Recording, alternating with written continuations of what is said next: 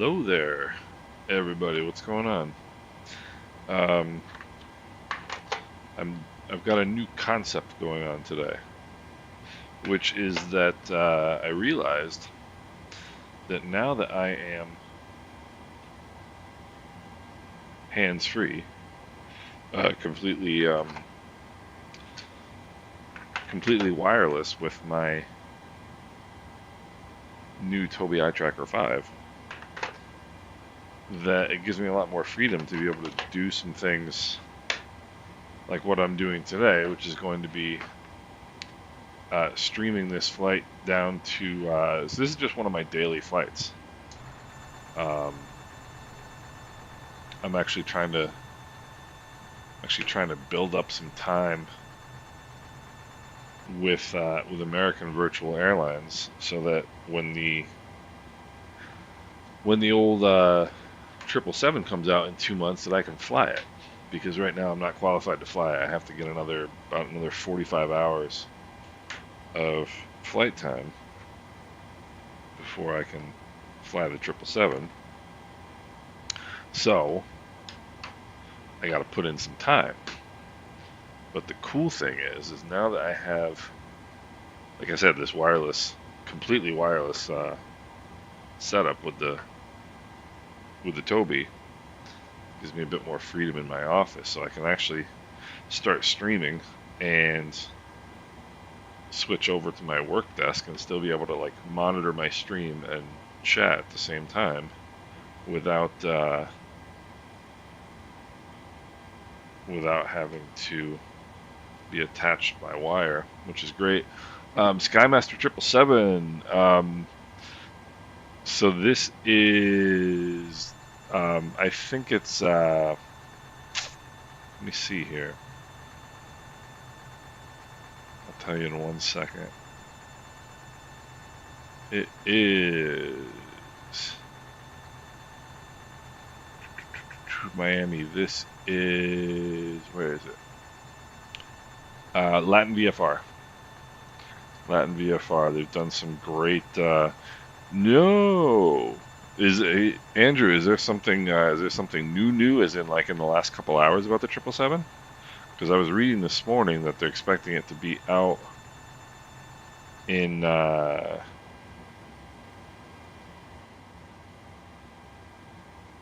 like within 2 months, I guess is what I read. So here's our weather. We got, let's see here, 190 at 9 knots. Few 2500 broken. 9,000. Temperature 292.21. Altimeter 29997. Alright, that's good stuff. And let's see here. Departure, I gotta get this pinned. And we are flying the Clouded 2 departure today. So this is kind of cool. So I can just do my regular flights and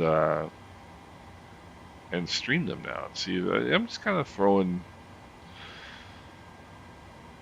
things at the wall and seeing what sticks, you know. So we're gonna fly the ILS Zulu runway 9er. Yeah, so I did see the first look, Andrew, and it looked. I mean, what's cool about the 777 is that it's fly-by-wire, and so they're saying that it's gonna be that they've been able to really take advantage of what they can do in Microsoft Flight Simulator, which is really remarkable given the fact that this airplane is absolutely ridiculous. And let's see, I think we're taking 26 left.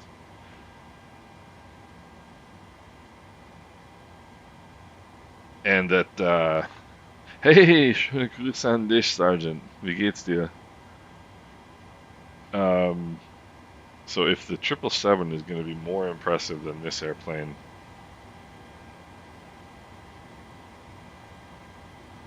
it's kind of like, all right, well, how could it be? You know? So let's go FMC. Let's go pause init. Let's go route. Let's go. I hope I remember how to do this properly.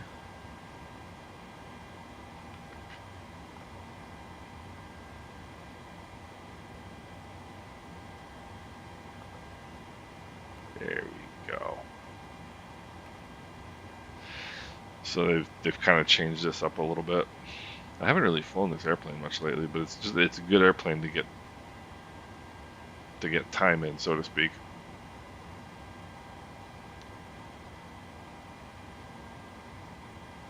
Load. It's gonna be a good 4-hour flight today.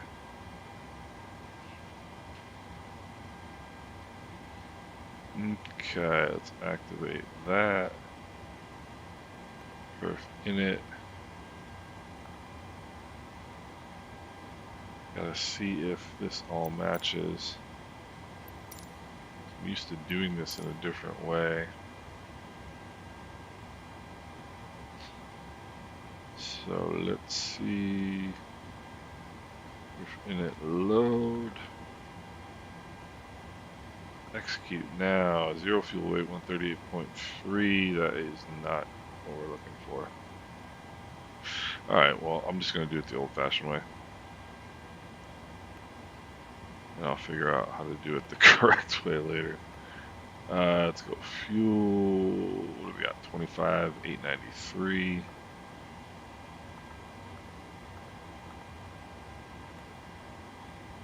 It is super endlich Feierabend und ab in den Flugsimulator. Ja, hier ist es leider nicht Feierabend. Wir sind mitten in des Arbeitstages. Aber es wird trotzdem geflogen. Alright, let's see here. Fuel we've got. Let's get payload.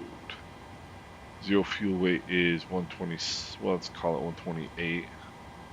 Because that's what it is, 128.0. I just want to run, just do some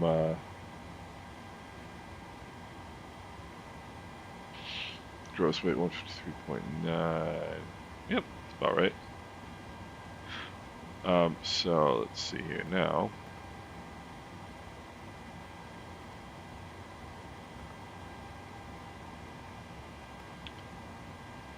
That's not correct. So obviously now I have to do something different. What do we have to do here?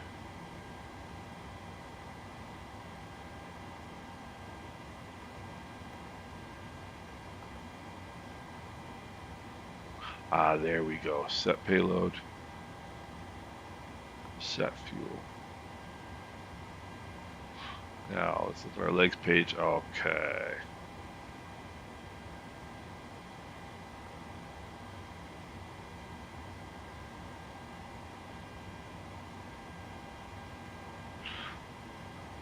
Why is it's gonna be the least interesting stream in the world? Alright, let's go here. As is obvious, I'm trying to figure this one out. Legs, let's go.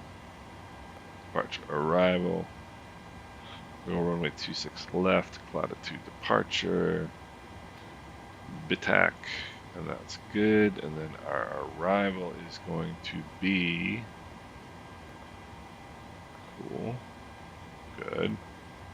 Our arrival is going to be the ILS Zulu runway 9er, Benek. That is good.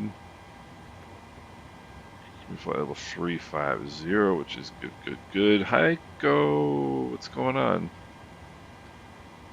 What do we got? Flight level 350.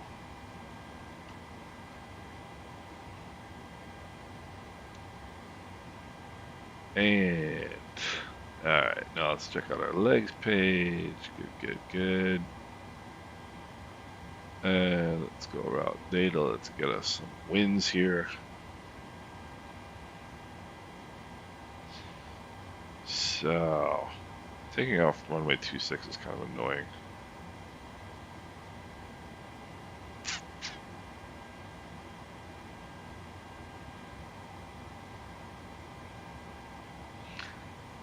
ins Warme. Genau. Es ist gerade eben bei uns geschneit gestern Abend. There's load.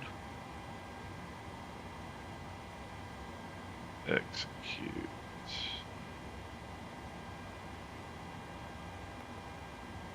And then descent winds. Load. Transition level is already loaded, which I love. Execute now. Should be good to go. I don't understand why the flight number and stuff isn't coming in, but I clearly need to review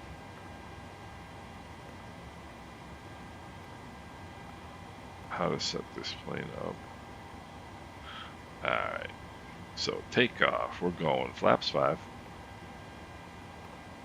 We are going. Wind is 190 at 9er.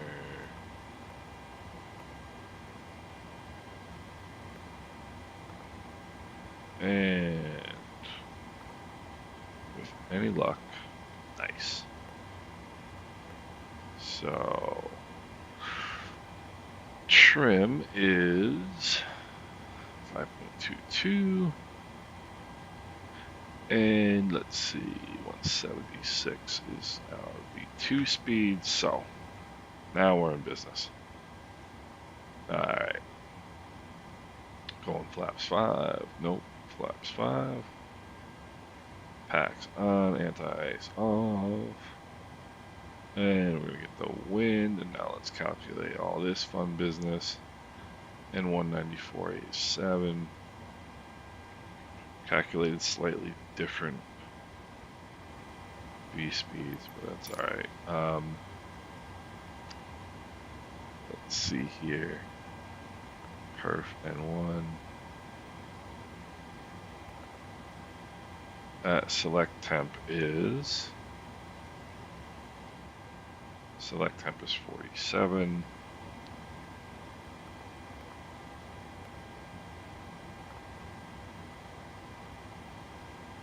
Alright, takeoff speed's deleted. Now let's go back.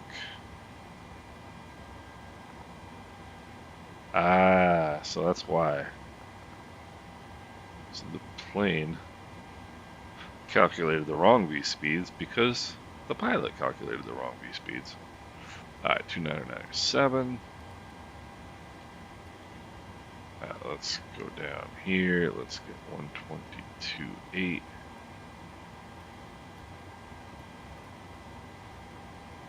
There's one. Oh no! You know what? They're using the new. They're using that new thing in the U.S. where their Brew Pilot is a good citizen. Brew Pilot is a good citizen. What's going on? 121.5. I forgot that they're using the CTAF, the real CTAF in the U.S. now, which means I'm gonna have to go and find what the CTAF is in Miami, which is sort of silly because you'd never use CTAF in Miami. Squawk 7720, we gotta do that. 7720, sort of. 7720, we'll go. I'm just gonna turn that on right now. And what else are we going to do? We are going to. Alright. Let's take a look here. That's what I'm going to have to do.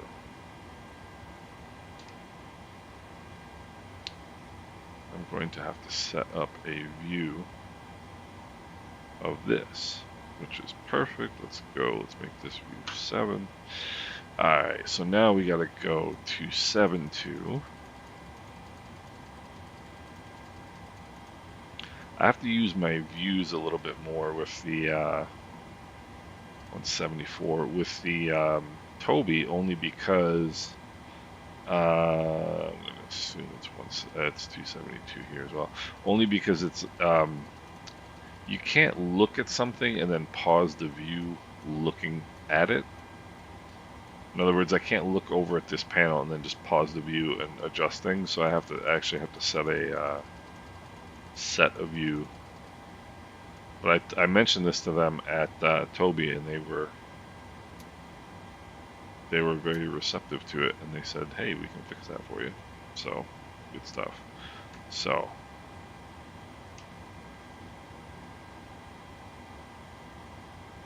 Oh, yeah. Perfect. Okay. Now what else do we need to do, fellas? We need to go up top. We need to turn our fuel pumps on. Time to get rolling here.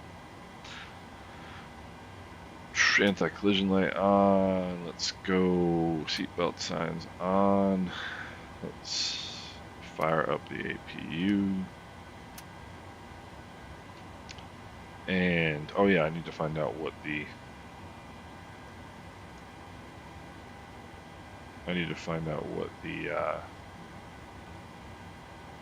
CTAF is in Miami. Just silly.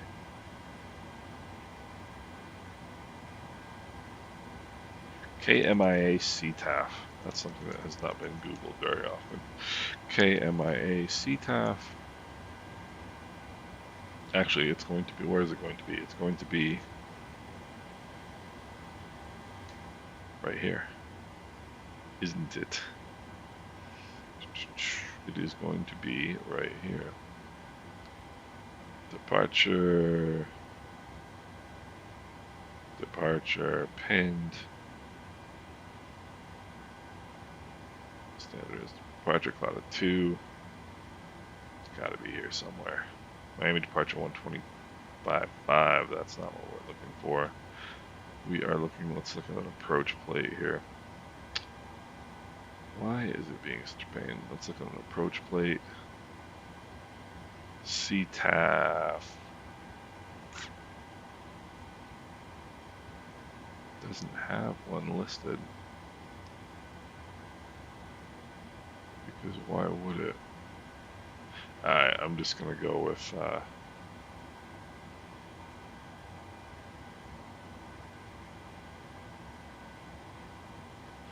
I'm just going to go with 122.8 and we'll deal with it. 101.99. There's got to be a CTAF somewhere on these charts. Ground tower departure.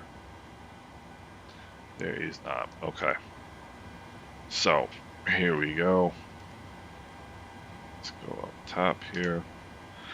And go here, we'll go here, we'll go here, we'll go here. Ich will jetzt auch lieben Cheesecake Factory in Dolphin Mall. Let's see here.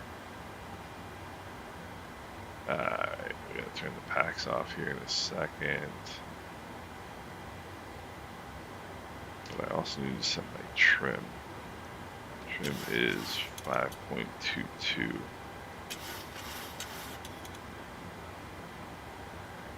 Little guy here. 5.22. Alright, good to go. Alright, so we should be alright now.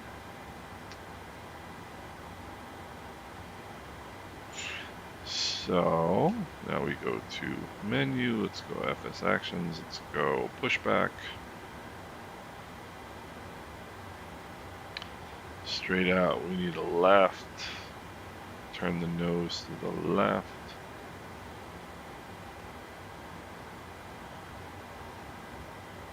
Alright. Cockpit to ground.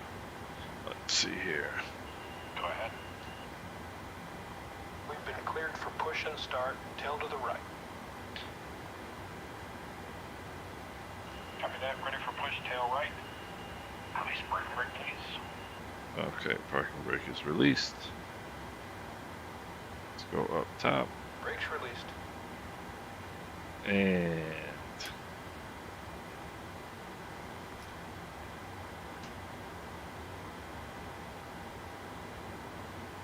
I know I'm forgetting something. Brakes released, here we go.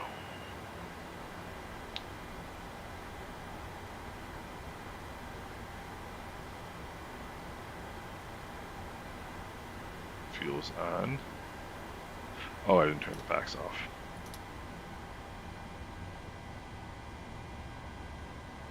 Alright.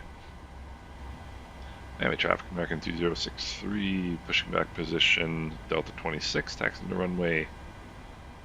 26 left via taxiway, November 10, Mike 11, Miami. Alright. Hopefully that's going to do the trick.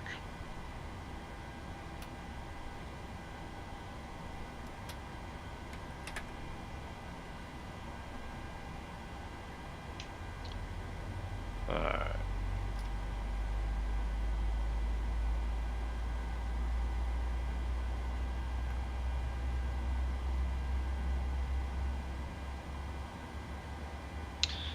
Alright.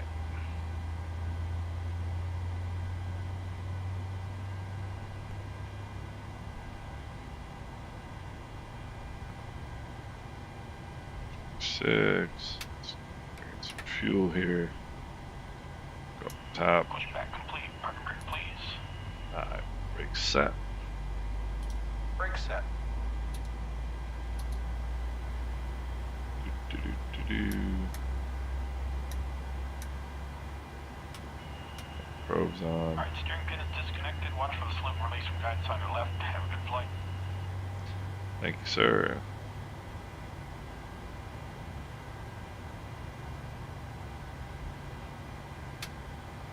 Alright, so now we'll go Gen 1 on. Flip that over here. Hydraulic power. Turn that off. Turn the packs back on. Leads on. Set that. 35,000 is our cruise altitude, so we're good to go there. Taxi lights coming on. This is a remarkable display of competence. So, we'll set our takeoff flaps.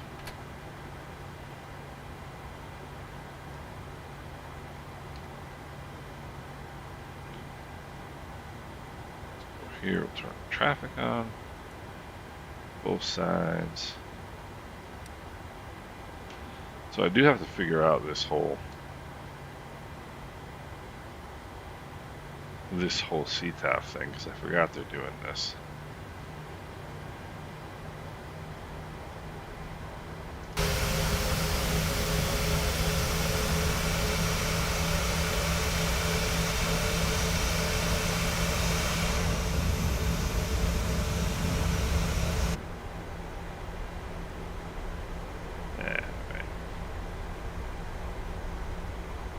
So,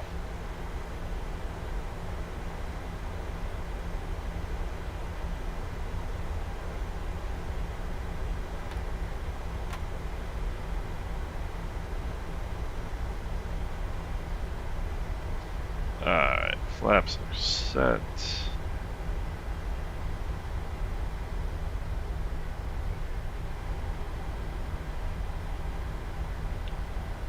Flaps are set. That took forever to get set up.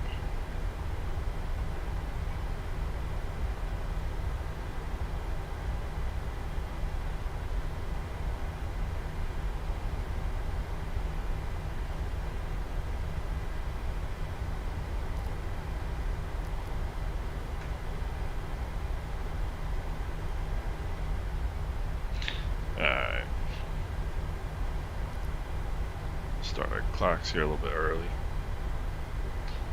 And we're going to set this to 7,000 because we're going to hit 5,000 pretty darn quickly.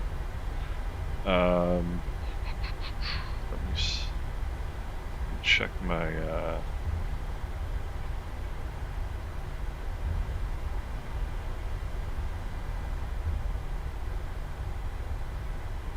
standard instrument departure, cloud of 2.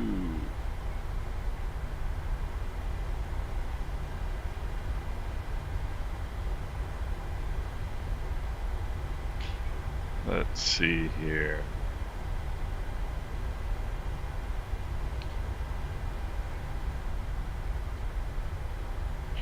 We're 26 left, climb heading 272 to 240 to Kesno. Perfect. Alright, which is exactly what I was expecting. And let's see, what do we have here? Mike 1. Oh, it's Mike 11, that's where we're heading. Alright, so now we're going to go lights on. We're going to go set that to reject the takeoff. Let's over here, we're going to go LNAV, VNAV, that should be all good. Alright, flaps are set, reject the takeoff and the auto brake. Autopilot is ready to go. Trim is set, pilot is nervous. Let's go, Stafford Edwards, how are you, sir? What's going on? So we're going to head out here. I don't believe I see any traffic, which is good. Well, there might be some traffic actually, but he's coming around the other way. Alright. Miami traffic, American 2063, departing runway 26 left, cloud of 2 departure to the southeast of Miami.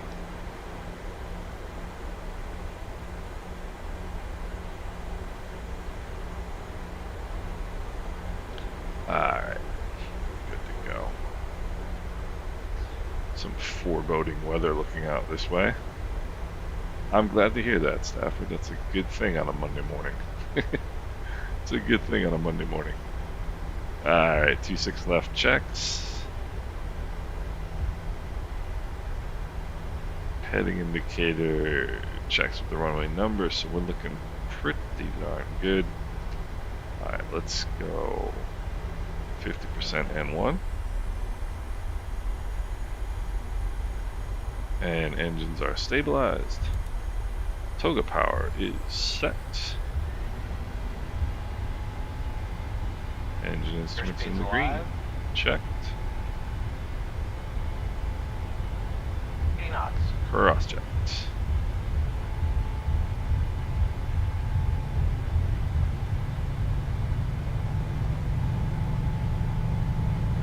A little bit heavy today. V1. Alright, let's go flying. Positive rate of climb. Gears coming up.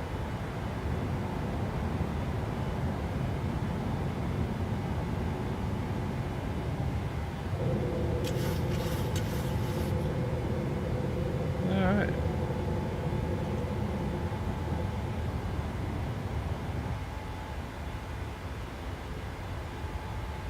.74, boy, this is climbing today, huh?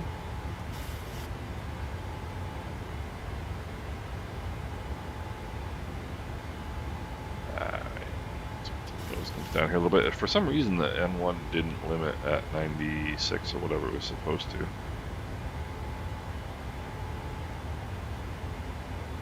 Alright, ready for flaps 1. Just gonna brakes off. Top. Yep, it's hard to press this while the plane is moving around here. Alright. And we're good for flaps up.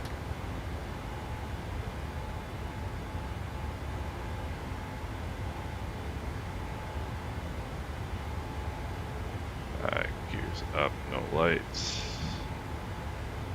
Flaps are clear. We're gonna go by level 150.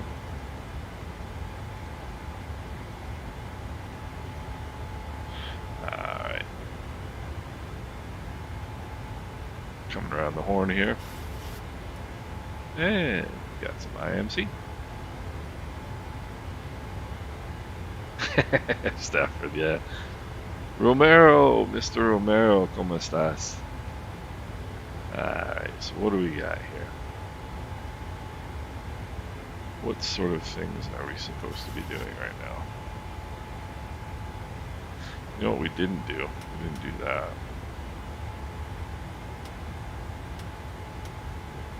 Alright.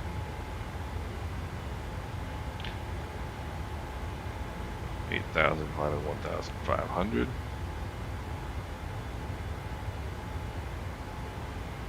Man, I'm telling you, these clouds look absolutely amazing. If this doesn't look real, I don't know what does. I really don't.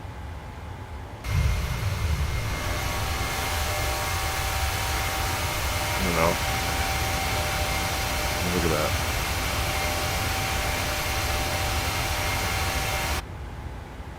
And it's just amazing. That level, let's go. I'm just gonna get used to doing this. Let's go for level 230.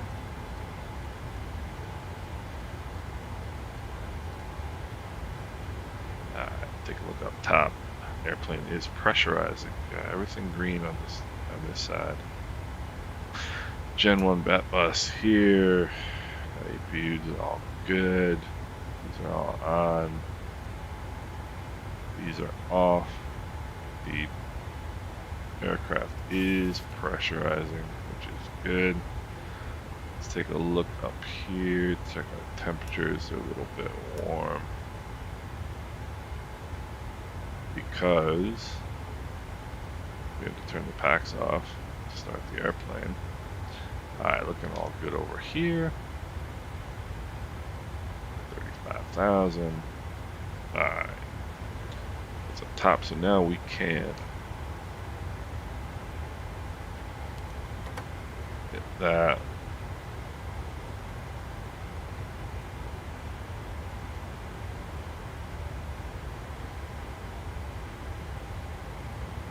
I don't know why the power is not limiting itself.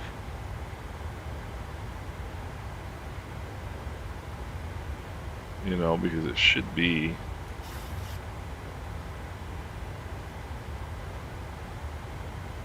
It should be at 96.8 on both sides, and instead it's just pegged as hard as it'll go.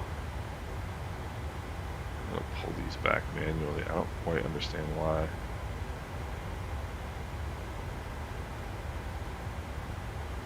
So I'll have to keep an eye on that. Alright, 14.5, climbing 230. Don't quite understand why that is.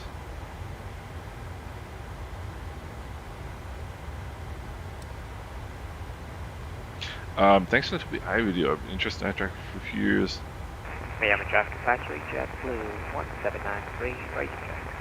Hey, Brew Pilot, you are not going to regret it. So here's the story behind me and the Tobii eye tracker. So, thank you so much, JetBlue 1793. so I've been using the Track IR5 for 12, 13 years at least, and I love it. It's really good. It's very, very accurate, but it's incredibly difficult to set up. Turn my lights off here. It's incredibly difficult to set up, which isn't that big of a deal for me because I've already got it set up. Turn our seatbelt signs off here. Plane is continuing to pressurize. But I have a wireless headset, but I can't use it as a wireless headset because I've got the Track IR Pro Clip, and so I have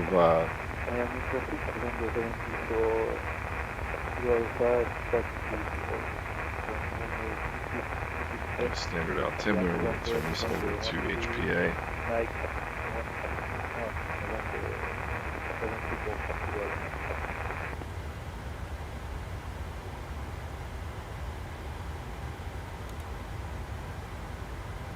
Just don't understand why my throttles aren't.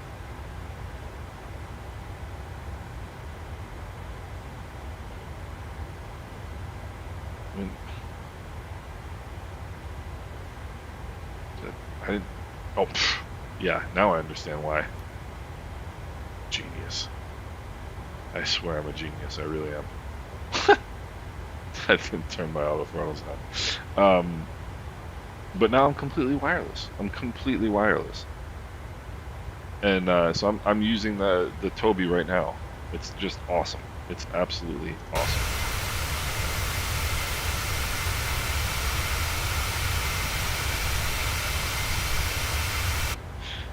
Yeah, SLR exactly. That was it. That was it.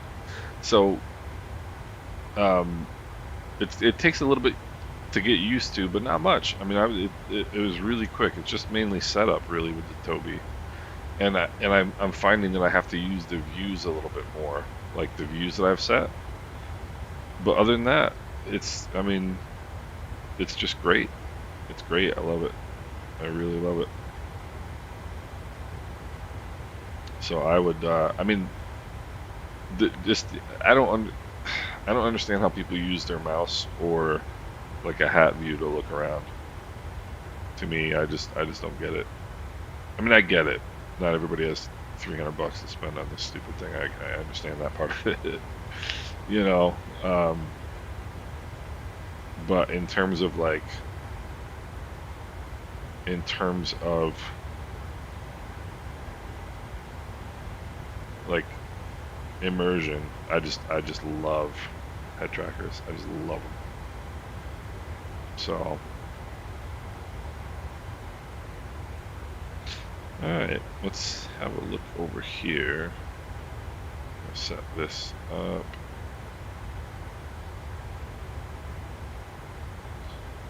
We'll turn that on. Let's see, what do we have? So here's our flight today, coming down over the Turks and Caicos, over the Dominican, Puerto Rico, down over the top of Fort de France, and into Barbados. Let's see. Tobii eye trackers are great. I use them for a while. A total game changer for things like, yeah, absolutely. Daza, I totally agree. I totally agree. And the other thing I totally agree on is adjusting this so I don't overbank the airplane.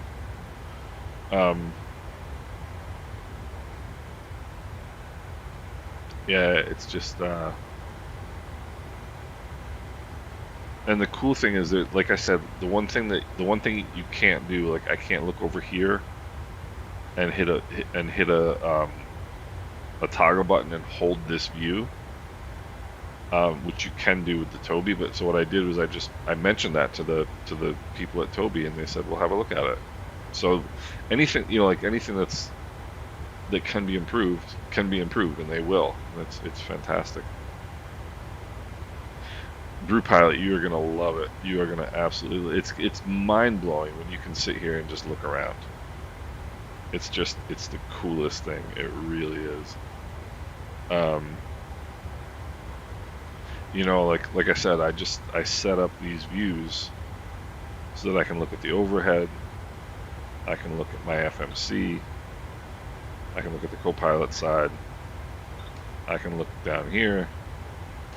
I can look at my panel down here, radio panel. I can look at that.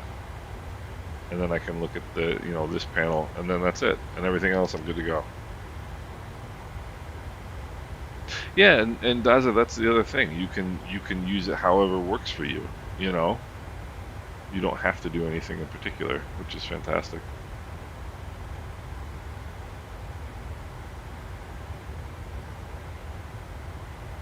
Which is really, really fantastic. I love it. I like it a lot. So let's go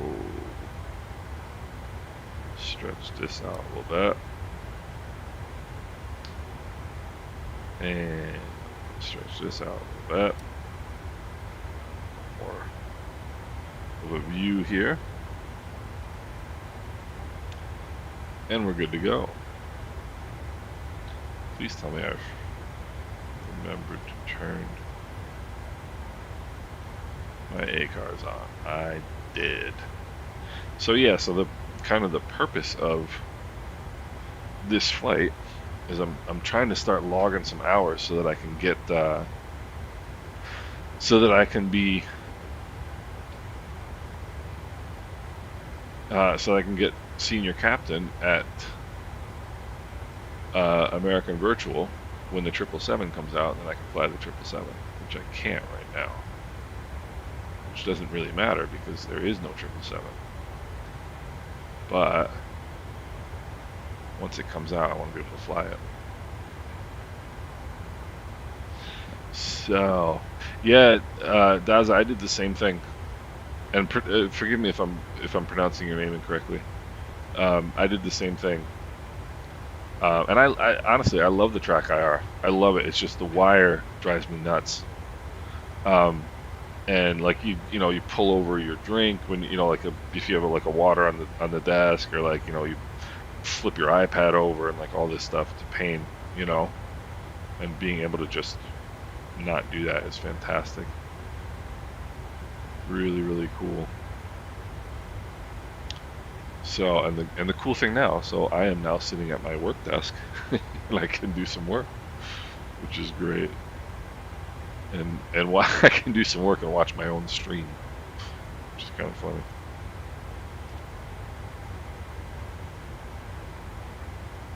Yeah, just the ability to go wireless is just it's worth its weight in gold. It really is. It's worth its weight in gold. So, like I said, I haven't flown this airplane in a bit. So it's taking me a little bit to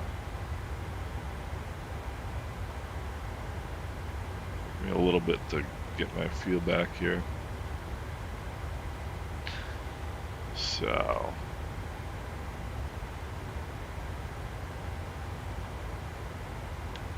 alright, let me see here.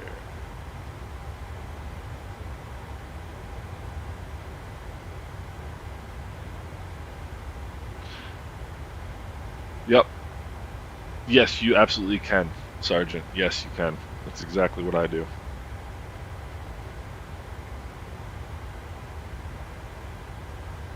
Yeah, Daz, I totally agree. Yep. I mean, my setup is relatively easy, but it's like where I'm sitting, how I have everything set up is relatively easy, but just that one wire it just gets in the way.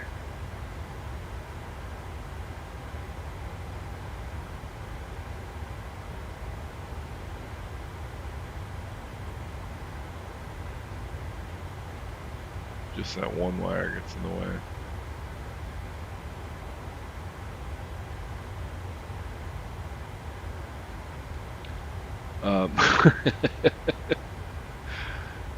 I haven't looked at any of those FC, like those the physical FCU devices, things like that. Peter, what's going on? How was your trip? Hope you had a good time.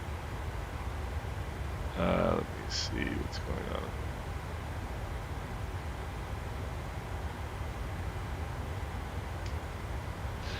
All right.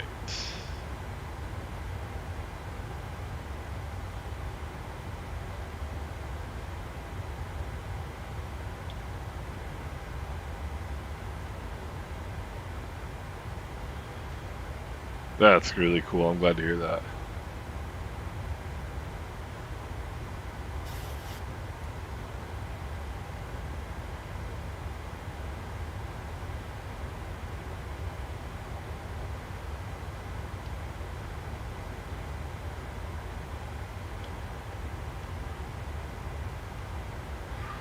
Alright, so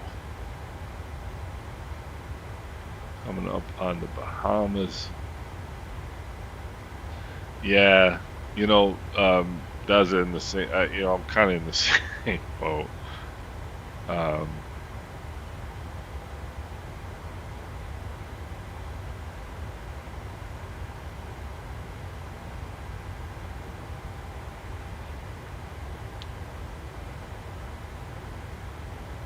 kind of in the same boat.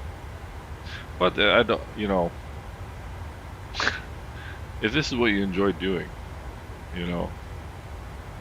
as my mother would say, it keeps you off the streets,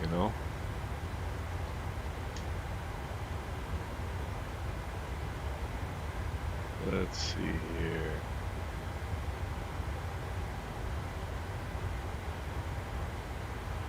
Let's see here.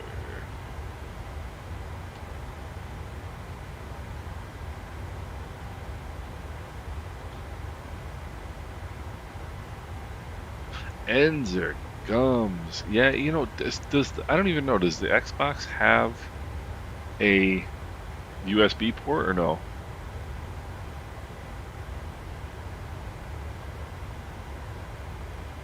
Because if it does, it should be doable. In theory.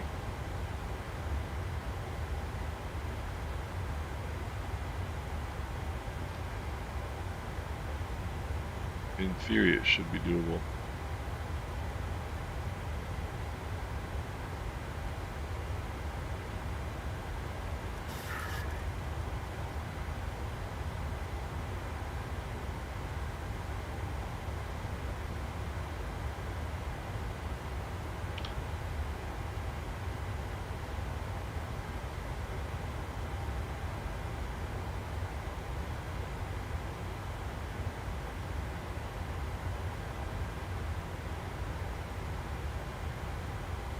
So, let's see here.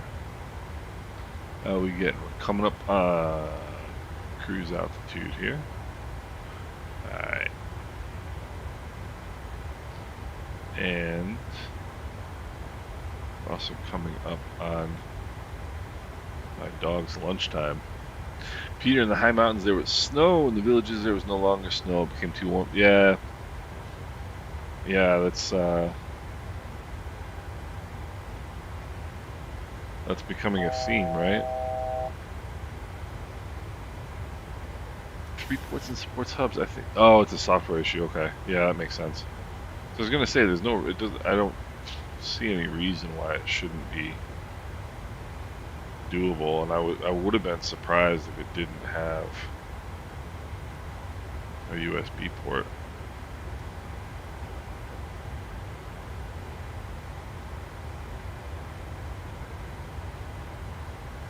So,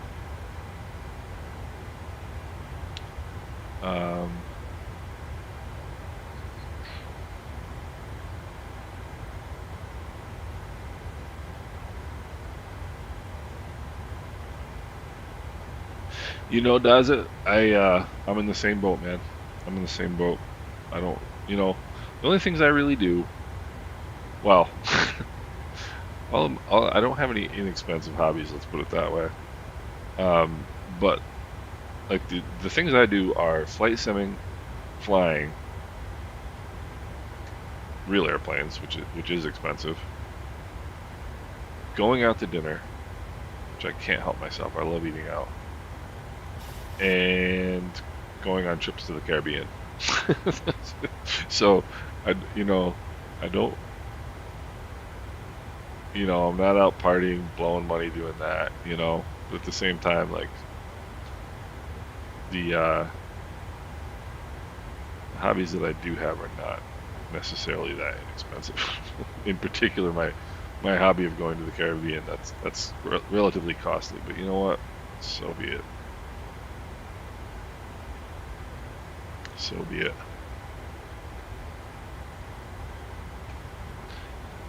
So let's have a quick look here and see if we're pressurized properly. 35,000, we're good to go. Let's check our cabin temps. Cabin temps are all looking good. Everything else is looking good. Seatbelt sign is off. Yeah, playing guitar, Peter. Yeah, that's actually a very good point. That's actually a very good point. Although I don't really spend too much on that. I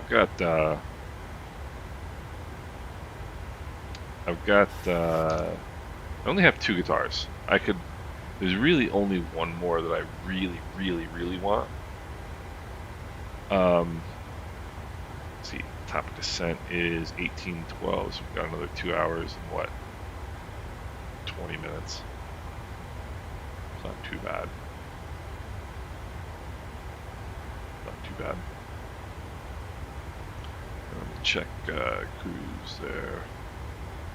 Yeah, 350 is gonna be fine. What else do I need to check? Nothing really.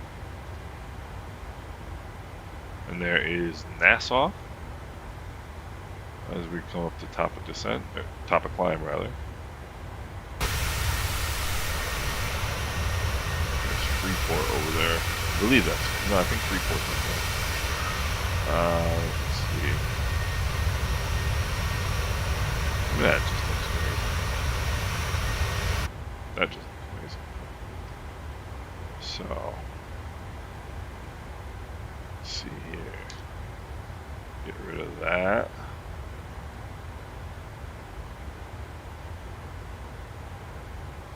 And let's zoom this out a little bit. And there we go. Got our flight all set up here. So, now we're in cruise, we're ready to rumble. Yeah, Peter, I really only have one more guitar that I would like to own. That I don't. So, Daza, what kind of? So it seems like you've got a pretty extensive rig then, when you're talking about.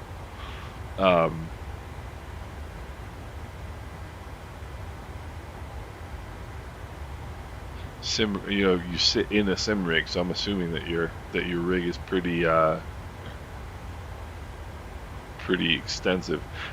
Peter, the one that I really want to have, I really want a Taylor 914. I want a Taylor 914C, but an older one, like a mid 90s, mid to late 90s is what I'd really like to have.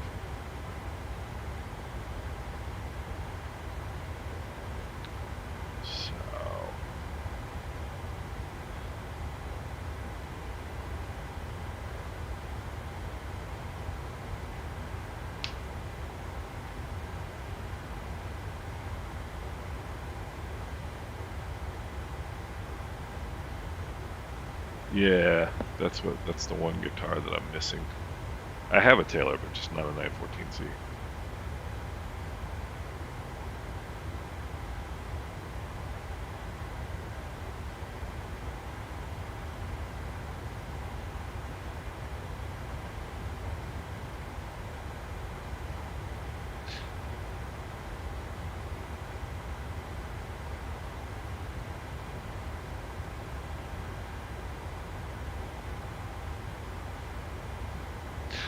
So this is kind of the fun thing now. I can sit here and work and chat and fly.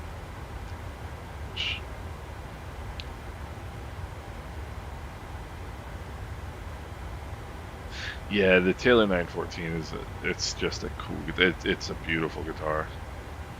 To me, I don't like to have a lot of guitars. I just like to have nice guitars. And I have a 1965 Fender Jaguar that my dad gave me for my 16th birthday 30 years ago that I've had for that whole time, which is an amazing guitar. And then the other guitar I have is a Taylor 310, which is really nice as well.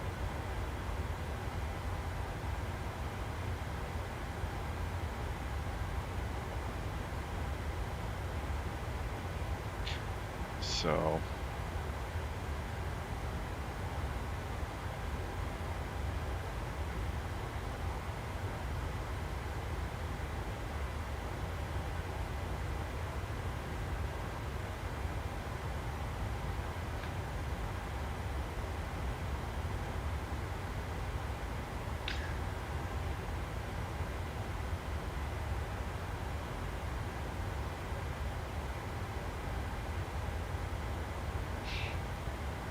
yeah.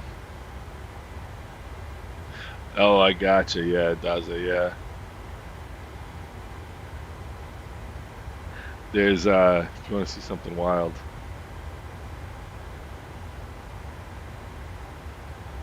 let's put this in the chat.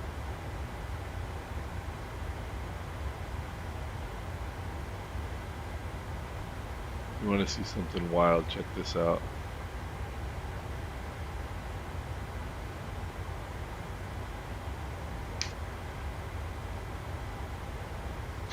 Now that's a rig.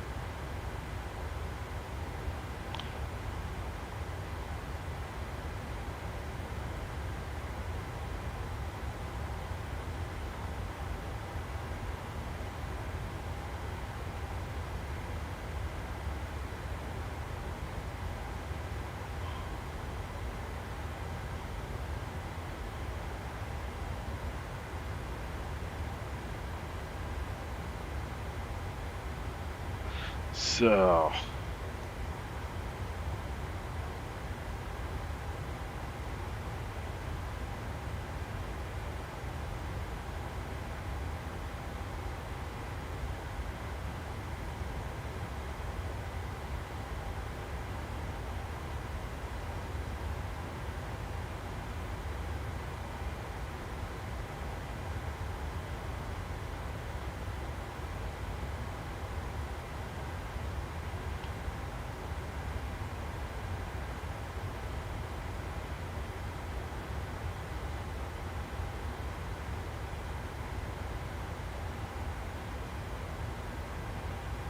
yeah, I've seen some crazy ones. It's unbelievable what some people do. There's another guy who I think he's out on Long Island. I'm in New York, um, the state of New York, but I think there's a guy also out on Long Island who's got like, and I think he mentioned it that he spent like more than $100,000 on his 737 setup,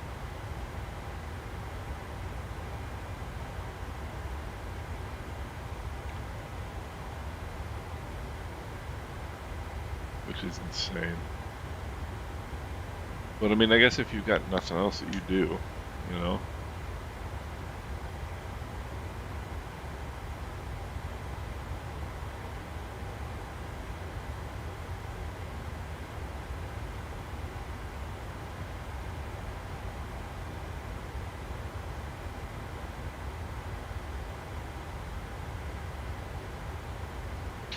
Um, Brew Pilot.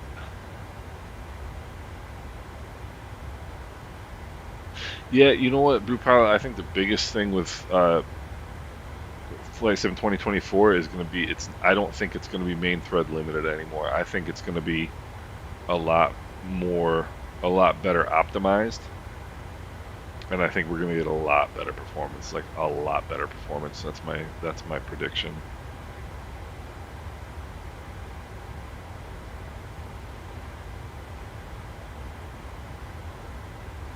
So I think that's going to be the biggest difference. I think like features wise, you know, I agree. What can they really do? Like I'm not into you know, Top Gun or Dune either. But I think that I think performance wise is where it's going to be a big difference.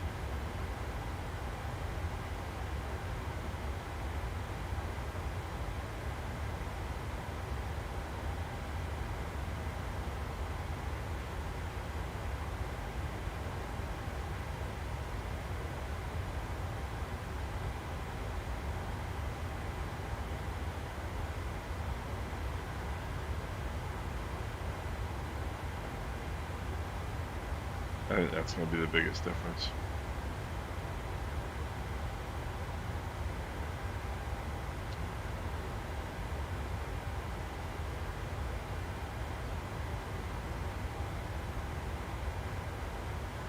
The those things are expensive, aren't they? And I know I think there's one relatively close by me. Those are those level D simulators. They're crazy.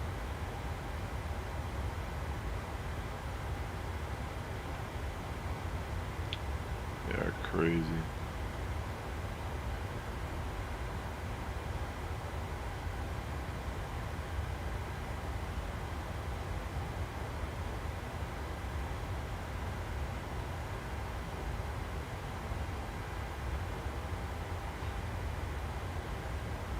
A new 737 sim replace. Oh no way. That's funny, Chris.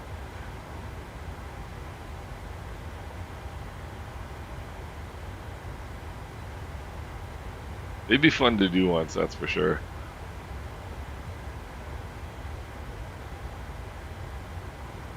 Yeah, I mean, and the thing is, I think I watched XP. I don't know if you guys watch XP72. He's a streamer. Um,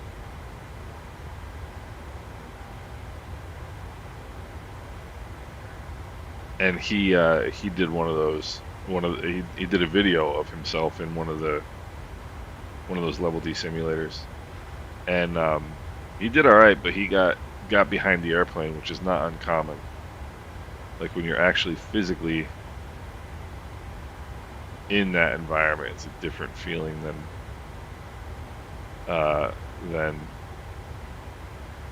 doing it in in a home sim. I mean, I've used simulators for instrument training, and it's the airplane is just a different beast.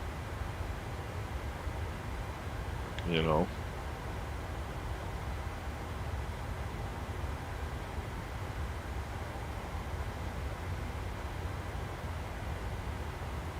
Gotcha, Chris. Yeah, I wouldn't mind doing it for free if you can.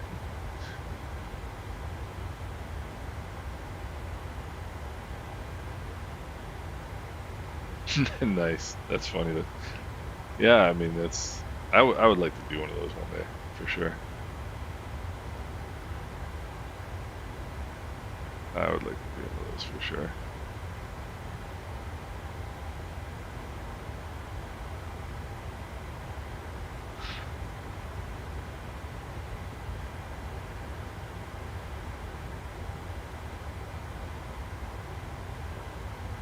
And how did you find it? Was it more or less difficult than you expected it to be, or was it pretty much just like riding a bike?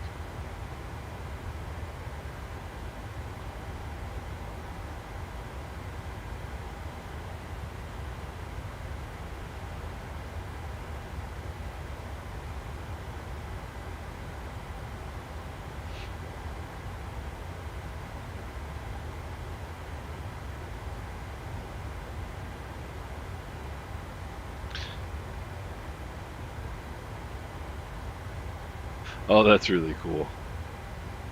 That's really neat to get to share that experience with somebody.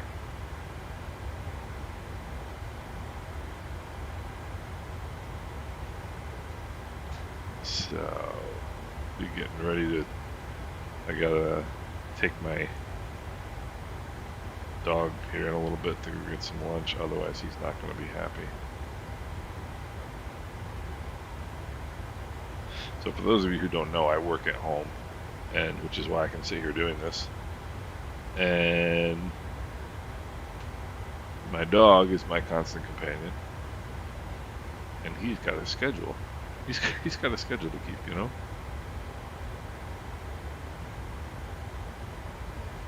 So gonna have to step aside and do that here in just a little bit. We're actually having all the knobs and switches to activate. Yep. Yeah, I bet the yoke was pretty heavy. I bet it was.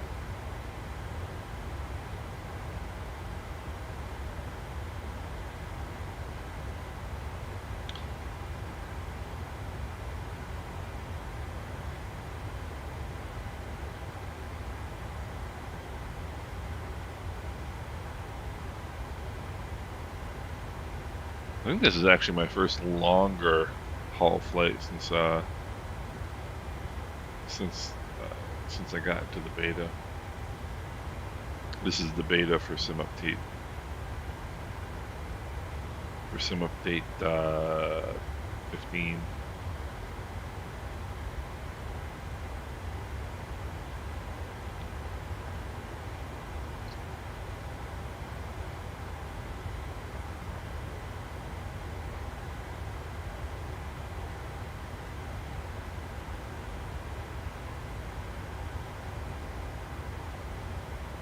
So I'm just going to check the plane here in a second.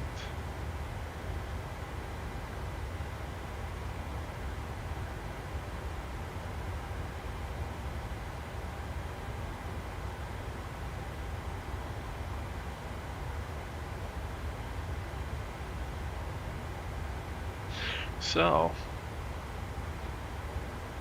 let's have a look at where things stand here.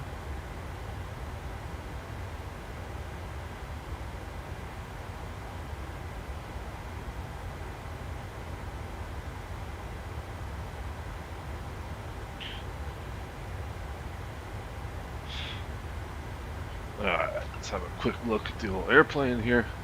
What do we got? We are opposite 1630. That changed, no? We got 2 hours. We got a 79 knot tailwind. 79 knots right on the tail. What's our heading going to be here?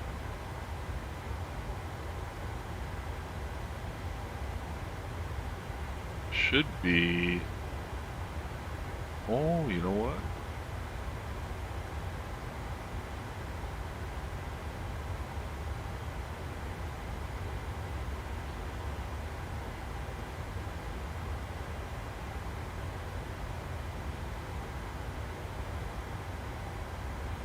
Tell me that the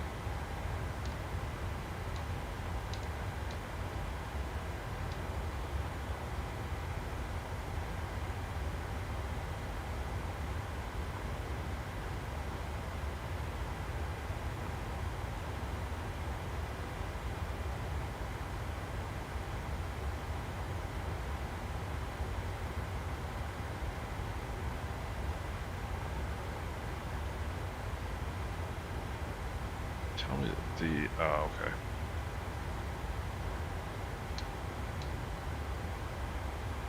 Bombasso, what's going on? What's going on?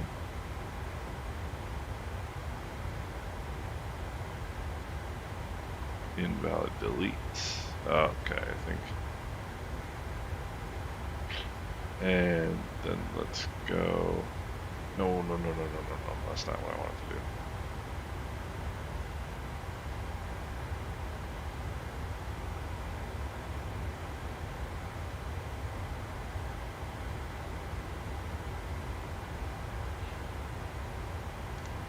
Alright, now what do I do here? Clear.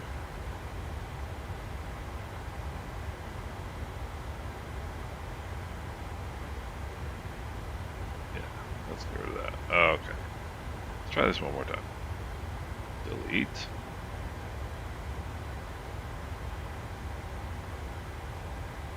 Why can't I delete that?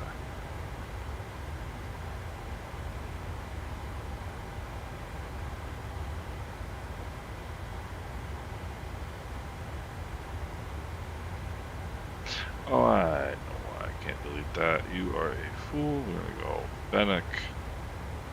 And then we'll just overwrite that. Execute. Okay, perfect. Fort de France, Fennec, Bolito, Runway 9er. Perfect. Highway Patrol. Tommaso, are you a law enforcement officer?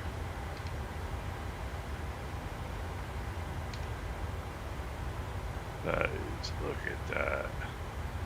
You know, another thing that I've noticed lately. Hey, Daza, thanks a lot, man. Take it easy. Oh, I gotta check, Makishia Center. Nice. What was I gonna say? Oh, gotcha. What was I gonna say? Oh, yeah, so one thing I've noticed. If you see what is not here,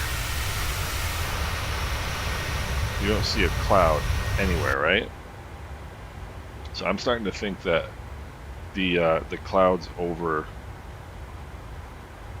the no clouds over water thing is happening again. That is just amazing. So I might actually try.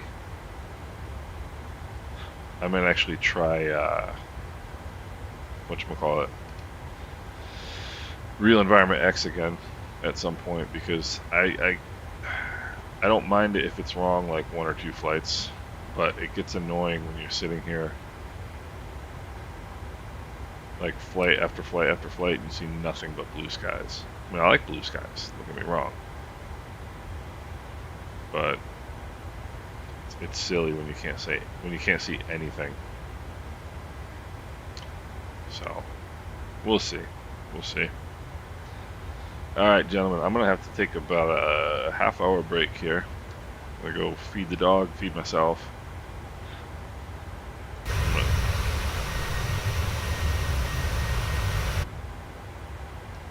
And then I'll be back. So I'm gonna put a little note in the chat here so everybody knows if anybody else comes by. And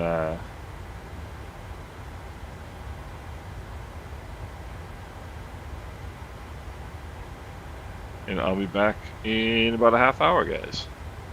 And I don't blame anybody for not sticking around. So, see you guys in just a little bit.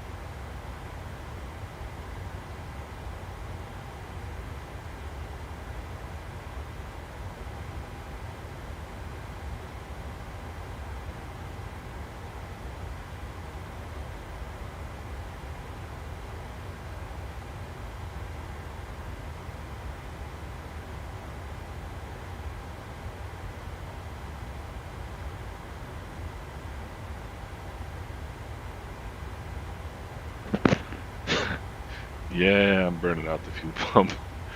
Let me see here. I forgot about that. I should have checked that before I logged off for lunch. I should have had the first officer take care of that.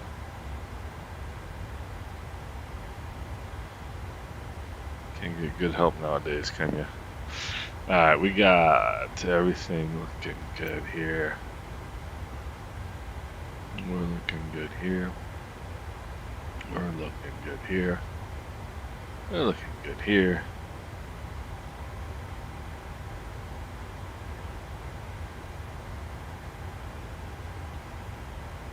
Alright, cabin temps.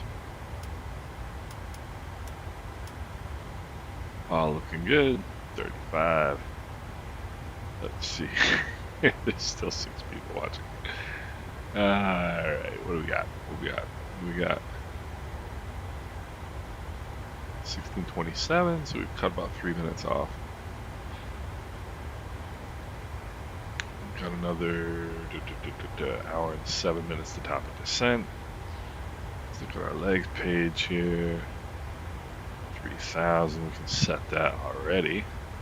Oh, actually, let's double check, make sure.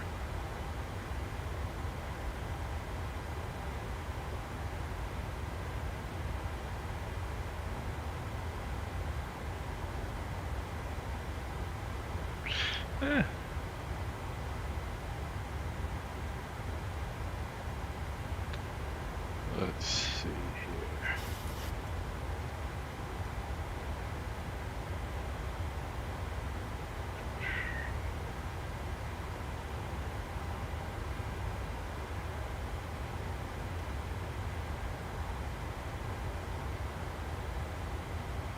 So we'll change, we'll climb up to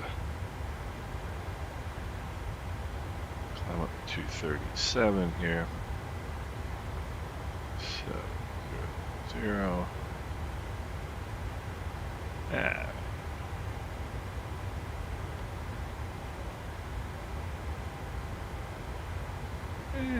Let's see.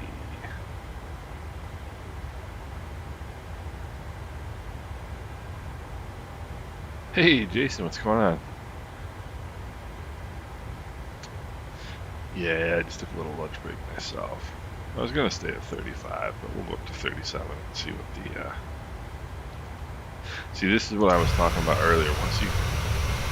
This is what it used to be like. Nose high. Oh, I'm climbing. You can see all the clouds over top of terrain, like over top of an island, but everywhere else is nothing. So I think I'm going to be going back to Real Environment X here pretty soon, because otherwise it gets boring after a while with no weather at all.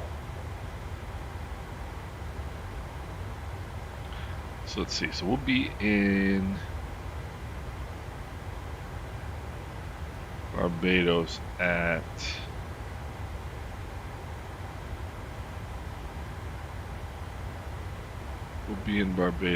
at 3 o'clock. That's not going to give us enough time to fly back to Miami.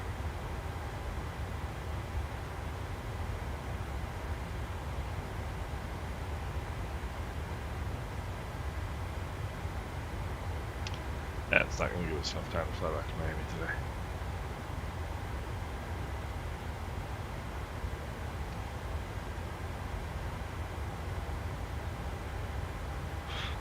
So that saved me 1 minute. That is excellent news. So let's go back to the legs here. 3,000 is what we're looking for. Alright, so we are on hold mode. Let's go to VNAV. No. Okay, VNAV path. Yeah. Good. Now, dial this down to 3,000. And we will then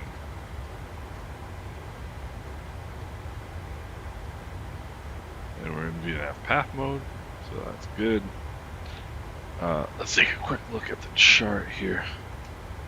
Get ourselves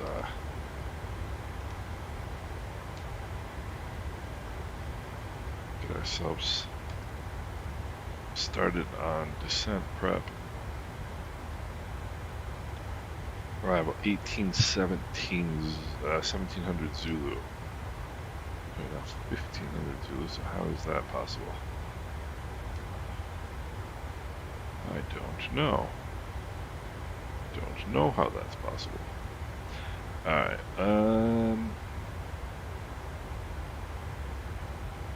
we'll worry about that later.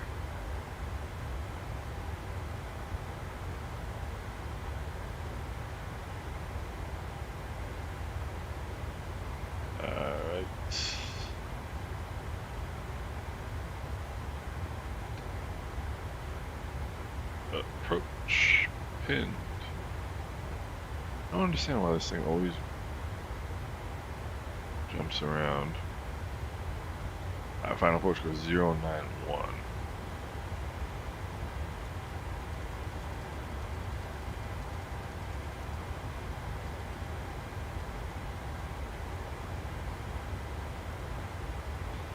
Also stand to change this.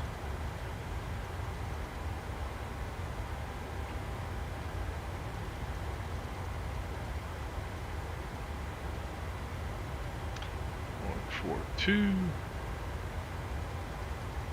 091.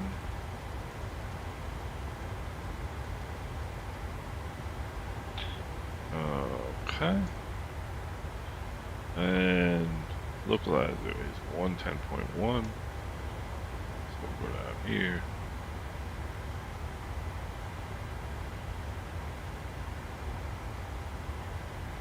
One 10.1. 110.1. Good on both sides. Okay, let's see what else we got. Airport elevation 170 feet, so we got that in. 150 will do the trick. What else do we need? That's intercept 2000. We're probably going to be a category Delta aircraft, if I had to guess. So we'll worry about that later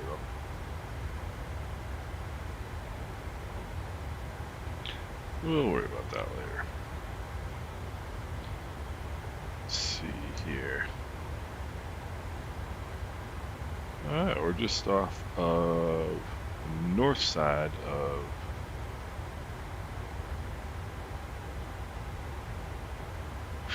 the Dominican.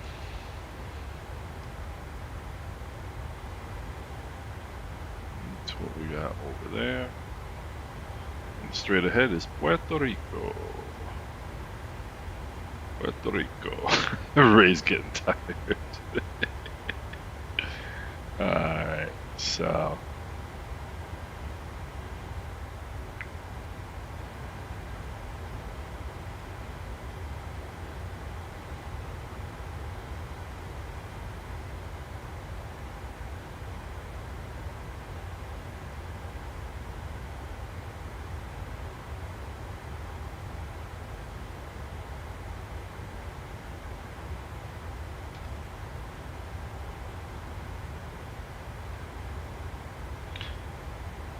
we'll give us a little bit of a view here. Z Sim Pilot, what's going on, man? We're heading Z Sim Pilot. We are heading our way down to Barbados. We got to put in some hours now because. Thank you, brother. Thank you. So the reason we got to put in some time is because the 777 is coming out for Microsoft Flight Simulator within 2 months. And I've got 40 more hours to make up on American Virtual Airlines before I can fly the 777 for American Virtual. So we got to put in some time. So we got a nice 4-hour flight down to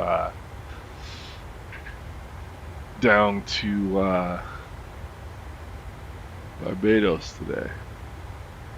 So that's what we got going on.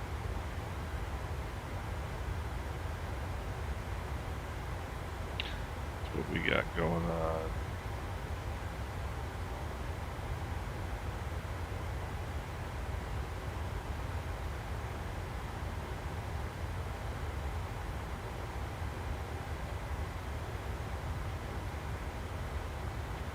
So let's see here.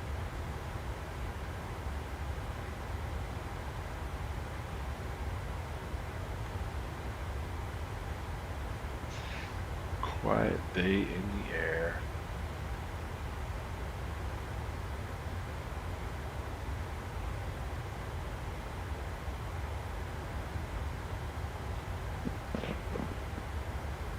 Yeah, it looks like it. I think in real life, I think Princess Juliana's got some weather.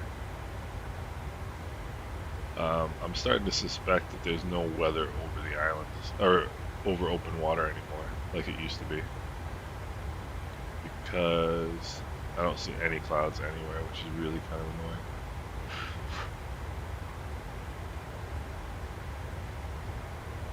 Yeah, it looks like it's cleared out in the islands a little bit.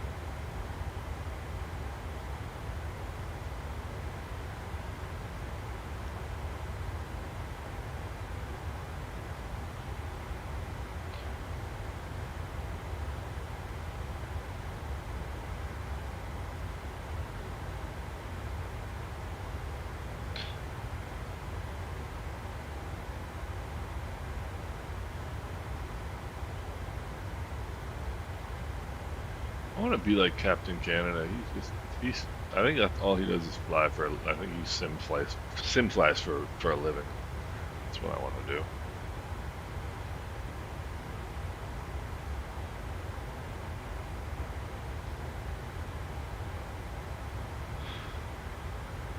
That's all right.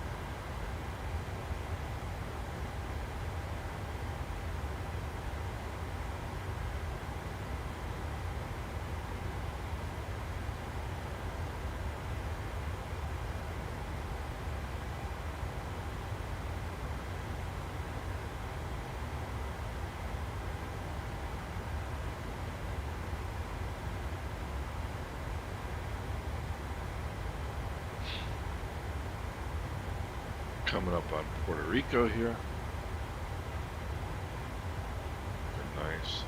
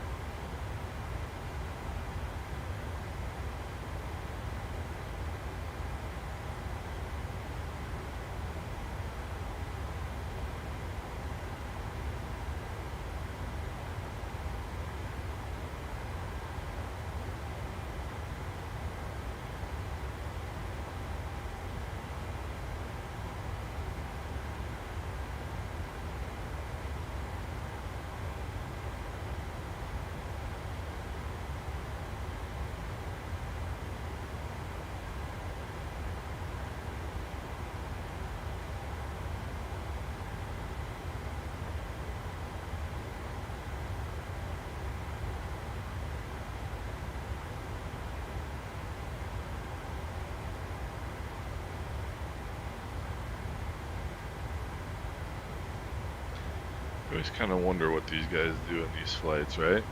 But of course, there's two of them. I guess they got each other to talk to.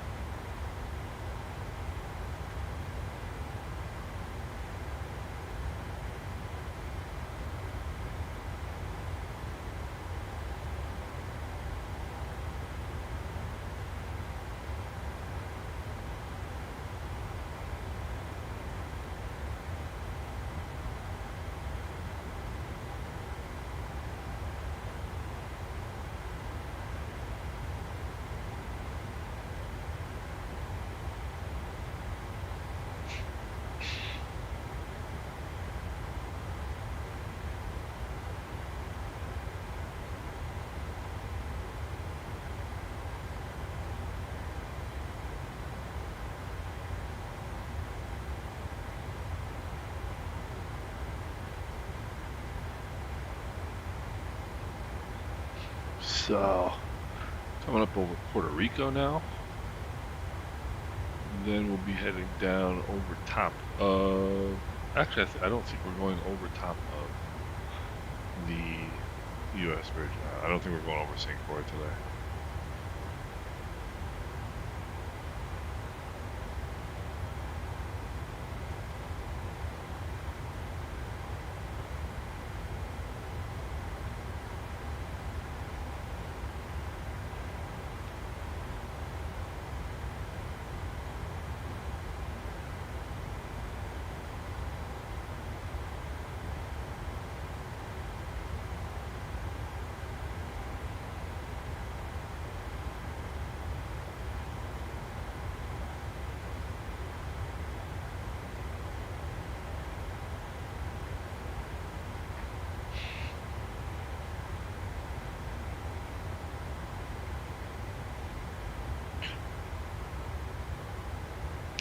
Pretty view today.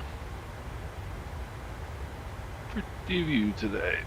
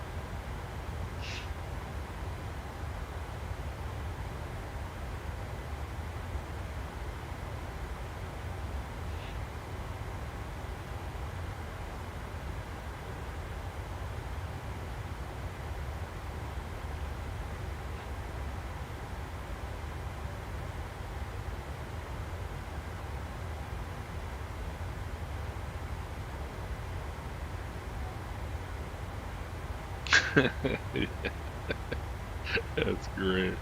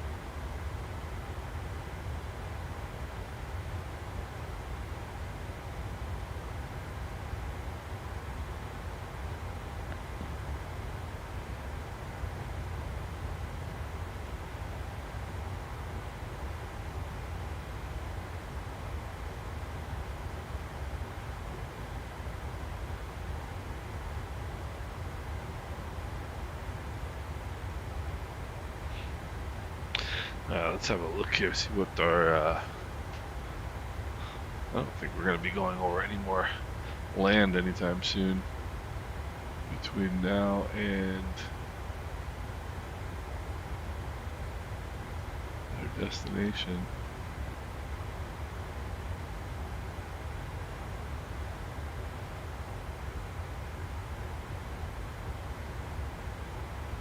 We got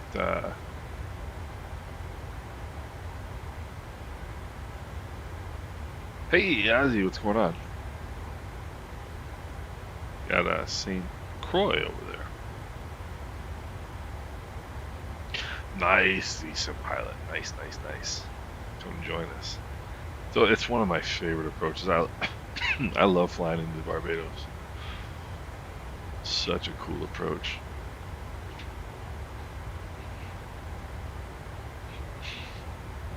Such a cool approach.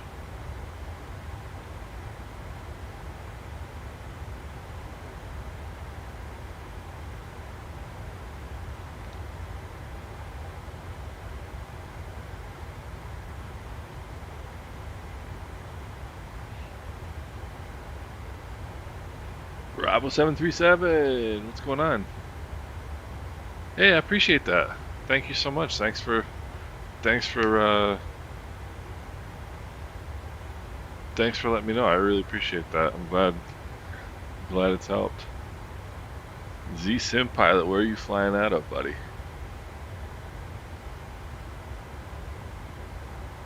Yeah, but that's St. Croix right there. Yeah, Bravo 737. I appreciate it, man. It's always, people underestimate how much I appreciate good feedback. You get some rotten feedback sometimes, and the good stuff really balances it out. We're heading down to Barbados today. Just getting in our line flying for American Virtual Airlines. It's good stuff. I'm trying to build up my hours. I got 40 more hours to go for senior captain at American Virtual, and then I can fly the 777 when it comes out. So that's what we're doing today.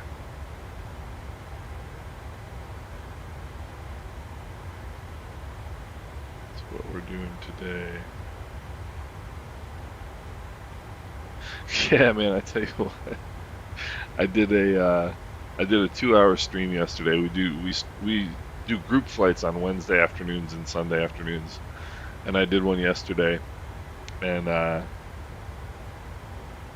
there was, there's 20 people, and you're chatting and reading and flying and telling stories and having fun, and then I log in this morning and there's somebody who's giving me the business for saying and I was like, I'm not a radio broadcaster, but what are you gonna do?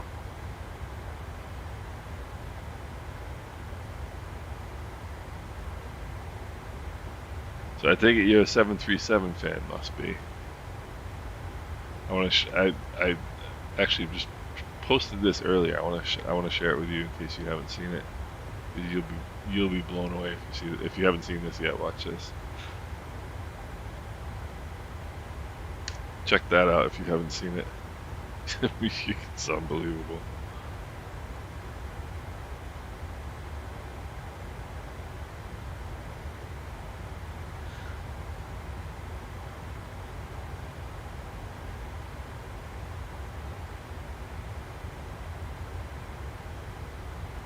Oh, nice. That's really cool. What members of what are you in? Is it like a Facebook group or something?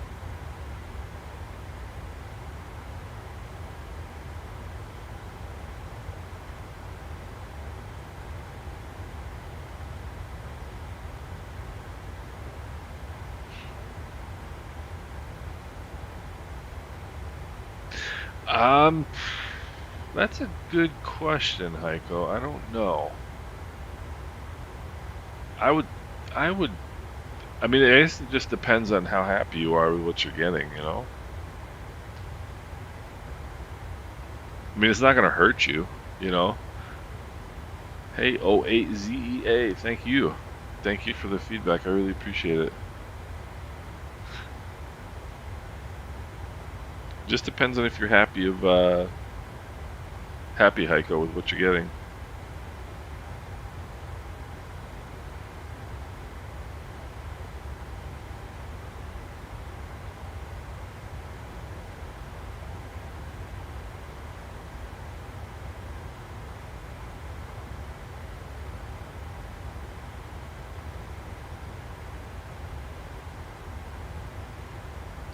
So I think we got about what? Got a lot of blue seas here for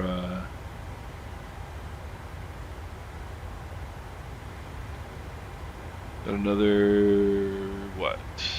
30 minutes till top of descent. That's actually not that much time. I just realized that.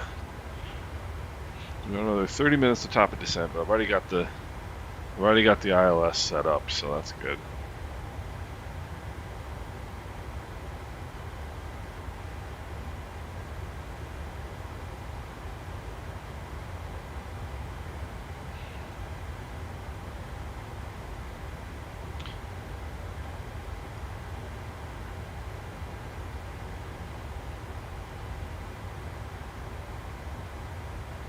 So we should be good to go as far as that goes. Oh, neat. This is the one I'm flying for. Let me type it in for you.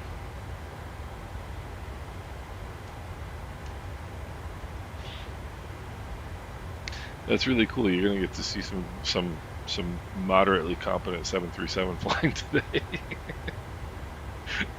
I haven't flown this plane. I went for a long time where I flew this all the time for quite a while, but I haven't really flown it too much in the last like 2-3 months. And I find that my landings get a little bit rough when I'm sort of out of practice. Oh wait, I just do the right now it's actually just stock flight. It's just stock Microsoft Flight Simulator. I don't have any filters or anything going on right now. Which I think it looks pretty good like that. The problem with messing around with the colors is that you get one thing to look the way you want it to, and then another, the blue might look good for the water, but then the green for the terrain doesn't look good, and so on and so forth. So I think you can just kind of get down a rabbit hole with it. So I just like to keep it pretty simple. Thursday night flick up, I'd be game for that. We're Bravo 737. Okay, I'll Google that and find you guys. I'm not on Facebook. That's the only problem. Home Bravo 737. Okay, you guys have your own website. Neat. Neat. That's really cool.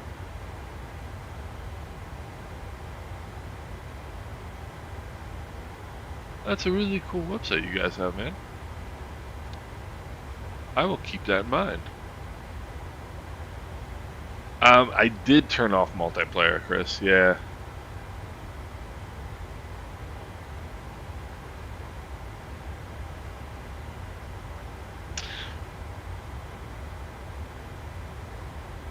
Oh no. You don't have to worry about it, Bravo. You don't have to worry about breaking any rules. My rules are pretty free, pretty free and open. Yeah, Chris. When I'm doing the so this is just like a line flight. This is just a daily, everyday flying. And when I do this stuff, I do it on Vatsim, so I keep multiplayer off because it gets confused. I mean, there's not really that much traffic around down here, but it gets confusing when you've got live players that you can't see on the Vatsim maps and stuff like that. So I tend to turn multiplayer off when I do these flights.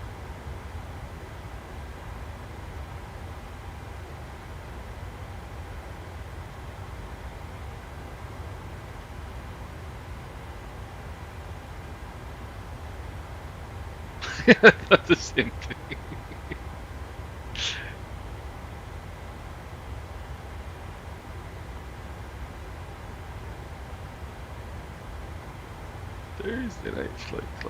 I was actually thinking Thursday night is a good night to do a stream. I want to try doing I want to try doing a stream where I'm actually paying attention.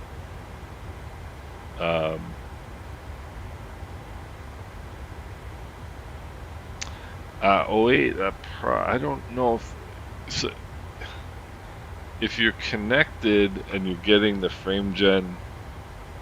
If you're in frame gen mode and for some reason frame gen is not on, is my guess. I haven't seen that though in my own use of it.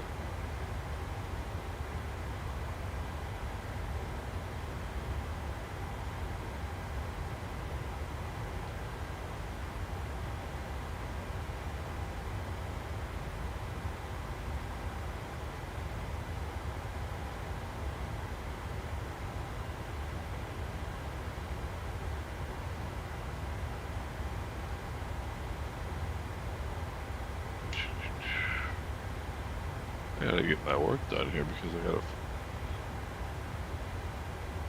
got a landing to do here pretty soon.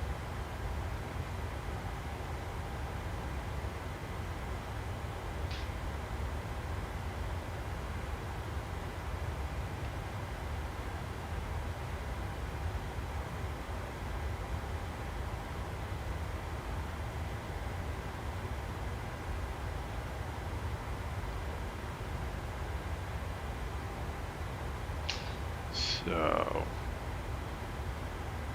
yes, I'm sitting here simming and working at the same time. Oh wait, if you go on the best thing to do is go on the GitHub page. He's got a ton of information on there that might give you a clue.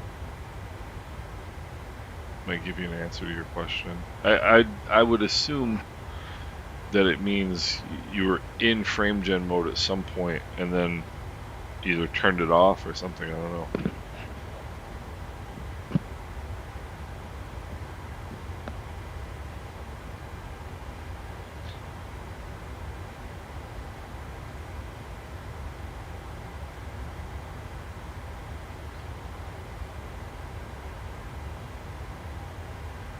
Oh, Chris, you're right. You know which one that was? That was we just watched that too.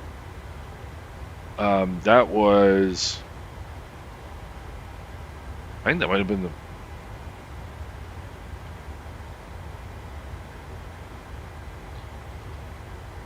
Which film was that? That was Spectre. That was Spectre. We just rewatched that a while ago, and how I was like I couldn't believe when they had an Islander in there. So cool.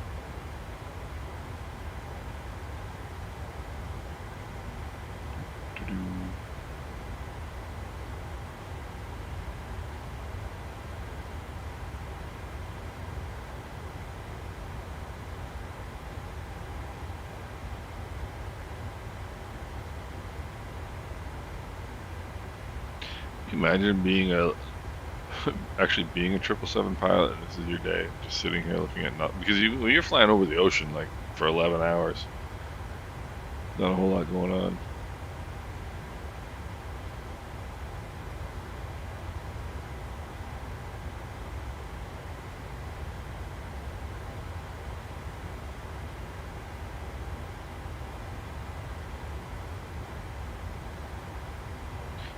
You know?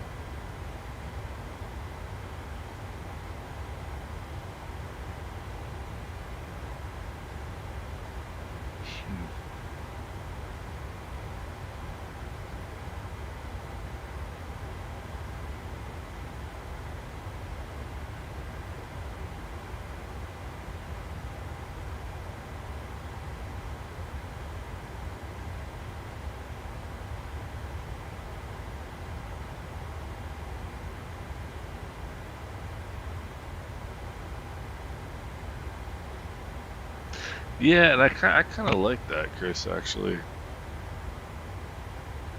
He's going to be a hard act to follow. He was really good.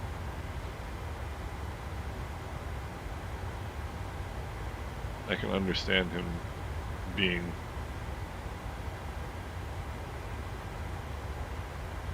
kind of ready to be done with it, but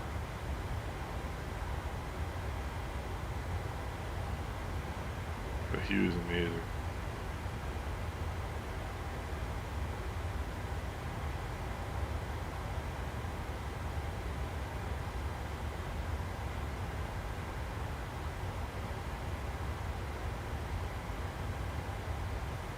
The only one of his that I didn't think was that incredible was oh, which one was it?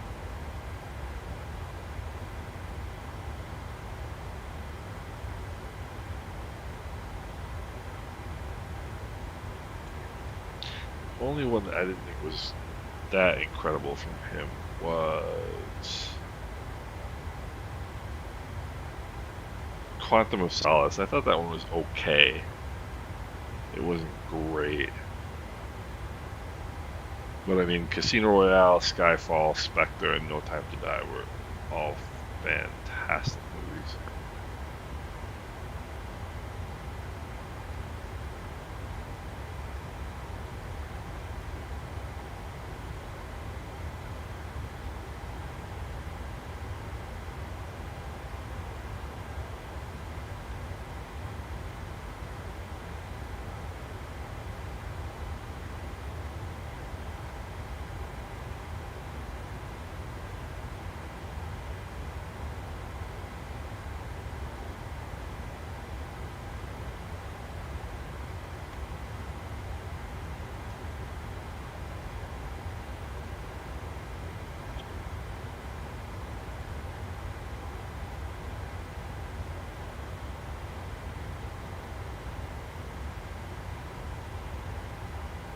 I thought those were all really good movies.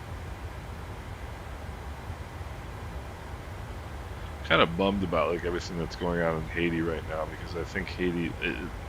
I know probably they didn't do any of the actual filming there, but they've always had like segments of the movies that are supposed to be in Haiti. And I always just thought it would be an interesting place to see.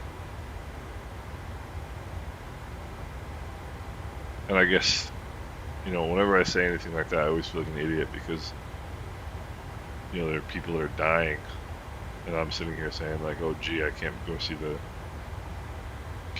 beach, but hey, that's awesome. That's awesome, OAZEA. Thank you so much. That's really cool. That was really, really cool of you. Thanks for doing that, man.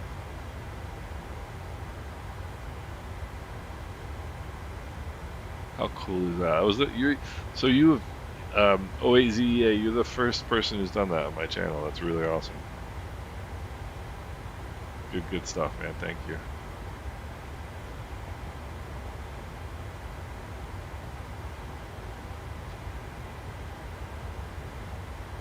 And Chris has got his little airplane, so that's what. So that when you're, hey, no, thank you, really, OAZEA, thank you. That's really kind of you.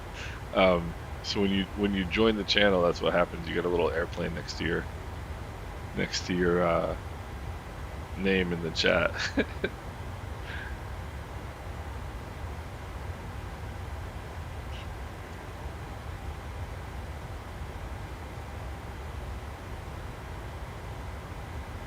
So that's really cool.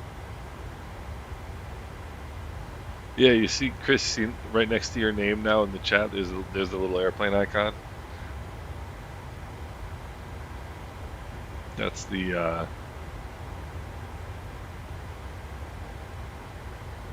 the indication that you are a channel member. Oh, I gotcha. Yeah.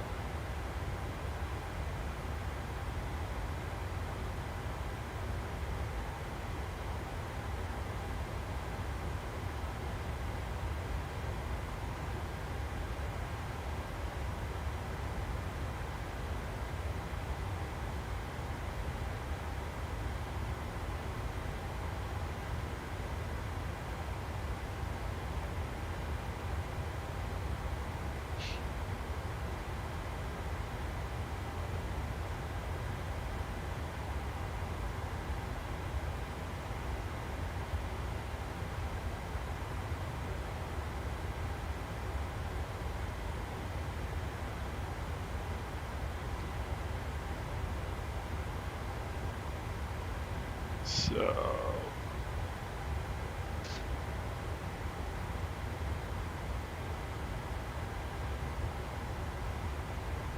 got a couple more things to wrap up before I can switch over and get really serious about the approach here. We're going to be coming over the top of Fort de France, Martinique pretty soon. Or maybe not pretty soon, but at least at some point. Which is cool because it's one of my favorite airports. I know American flies in there, but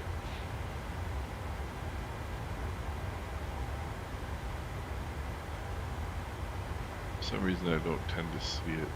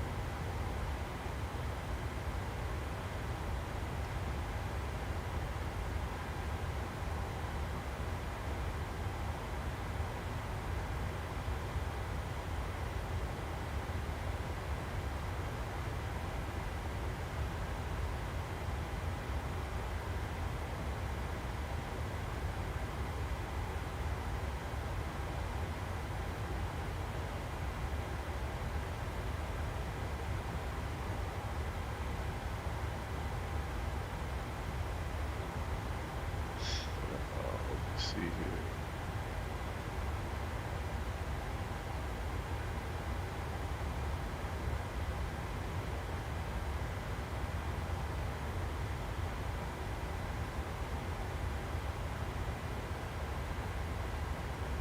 What's everybody else doing today? I guess for some of you guys are in Europe, so it's nighttime.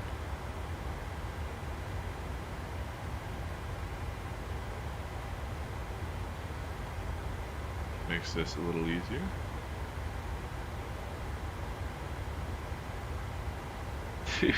That's so cool of you, man. That is so cool.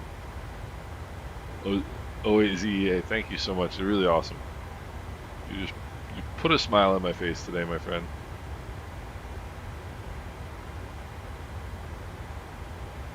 Yeah, Stafford, that's what I'm doing.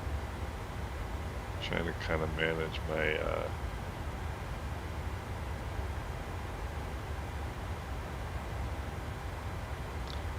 manage what I'm gonna have to do the rest of the day here so I can get everything done on time. There's a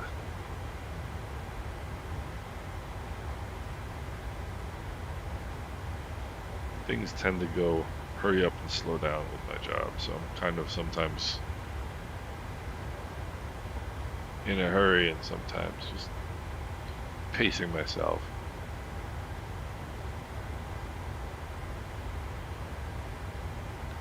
So funny, somebody I was at a friend of mine's house yesterday, and somebody was asking me what I do, and I've worked from home since 2006. And they were like, so COVID really didn't change your life, did it? I said, nope. You know, not at all. Not at all.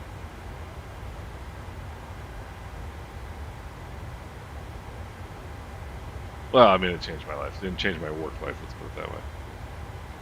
It changed everybody's lives.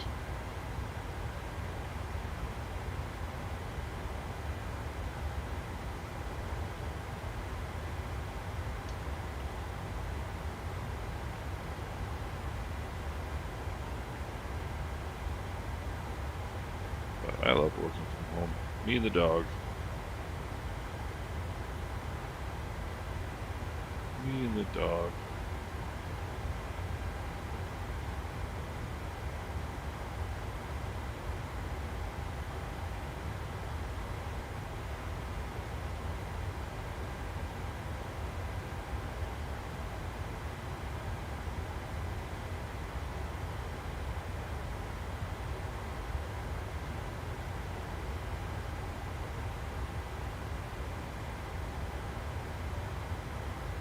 Top of descent let's see here, it's 1625, I think, somewhere about.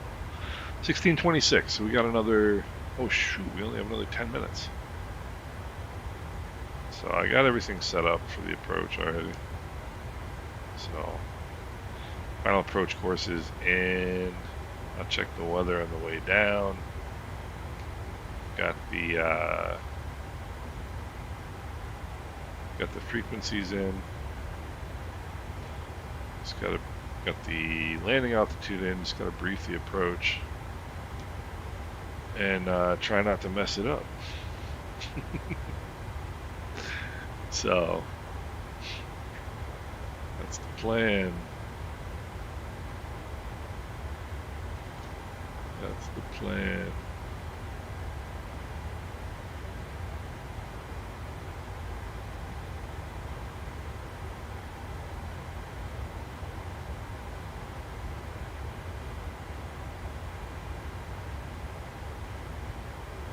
So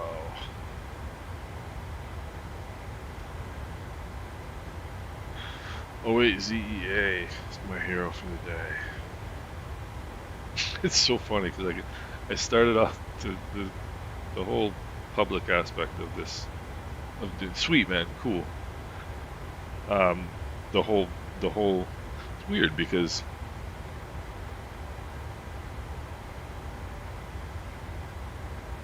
like up to a couple months ago, you know, nobody watched anything that I put on here, so it was it's pretty safe, you know. But nowadays you get you know, I guess the more attention you get, the more, you know, some people are critical and whatever. Well, 99.9% of the people that have anything to do on my channel are super nice, which is awesome. But every once in a while you get a bozo. And I had one of those this morning when I woke up and I looked at my comments on my channel and I was like, eh. But the good thing is I don't, you know, after you get a few of them, it doesn't matter anymore.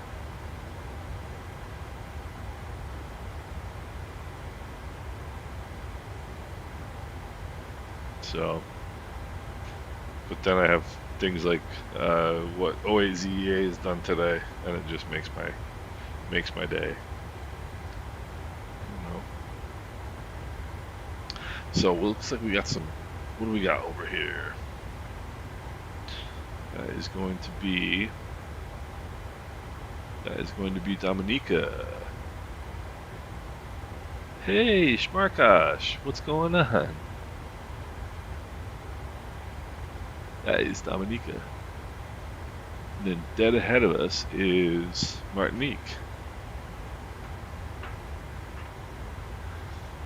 Shmarkash, sorry if I'm pronouncing that incorrectly. Welcome aboard, my friend. Welcome aboard. Glad to have you with us. Thank you so much for joining. That's awesome. It's so funny because when I was deciding whether I was going to do, cause I do plan streams and I do videos, and then, but I fly all the time. And hey, that's awesome. Yeah, the auto FPS program is unbelievable. And you know, I don't know if you've heard, but the developers, the Asobo has said that first of all, which is really weird. First of all, they have an auto FPS on Xbox. So the Xbox version has auto FPS because I guess they knew you would need it for, you know, because of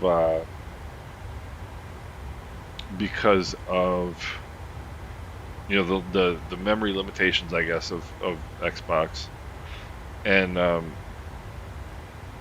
so it's already on Xbox, but now they've decided that they're going to do it. They're going to implement it essentially in Microsoft Flight Simulator, like in the official game, which is awesome. I don't know if they're going to do it now or you know, in FS 2020 or in FS 2024, but they are going to do it, which is just awesome. Really pretty awesome.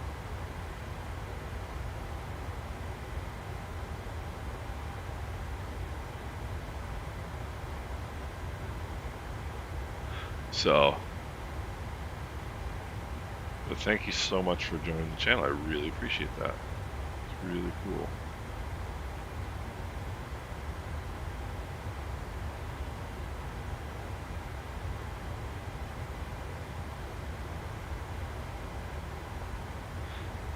So we're just coming up and see. You can see Martinique coming up here in front of us. So Martinique is one of my favorite approaches in the sim, but I don't really have any excuse to fly in there most of the time.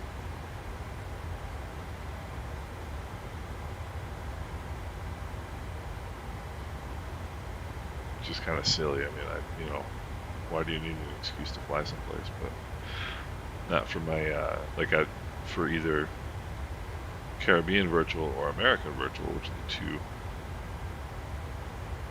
two airlines, the two VAs that I fly for the most, or almost basically exclusively.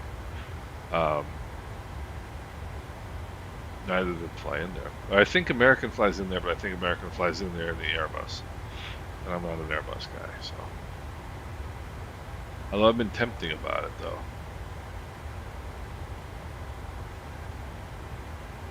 Dude, that's really awesome.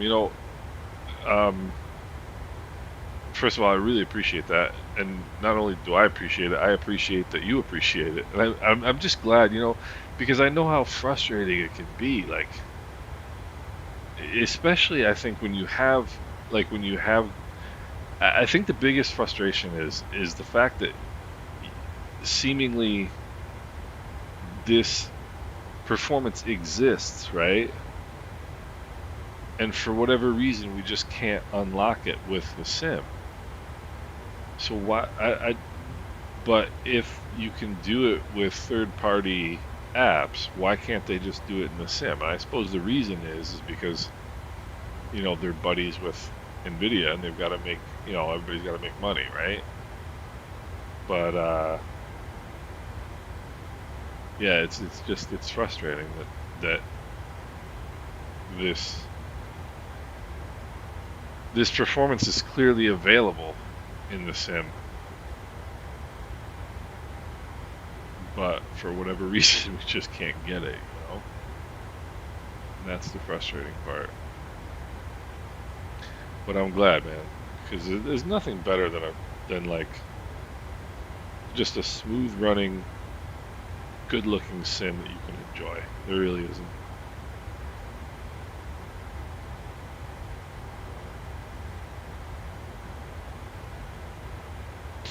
So, excuse me for clearing my throat here, fellas. Alright, let's see here.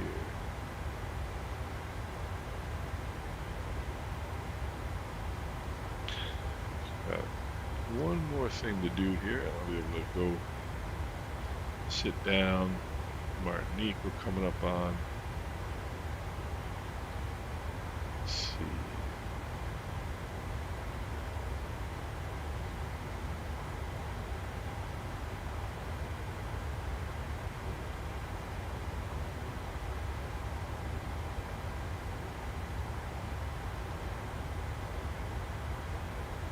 One of the things that I'm always amazed by is where everybody comes from. Like, you get some pretty detailed analytics with your channel once you get to a certain level. Like once you get 1,000 viewers, they give you some really good insights into your channel, and I see like viewers from like all over the place, and it amazes me. It really does. Like the Philippines, just everywhere. Alright, so.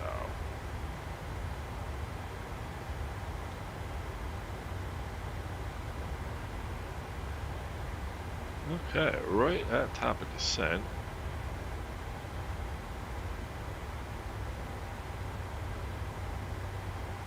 I am ready to go.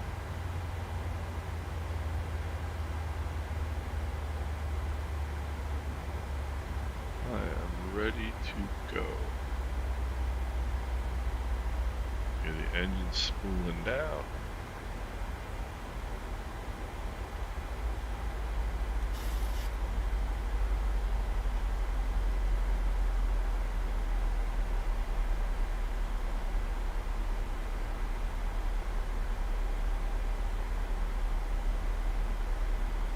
don't know why the time is off by a half an hour. It's kind of weird. If you notice, it is now 2:09, and my sim time is 16:26, which doesn't make any sense. Toronto, Canada.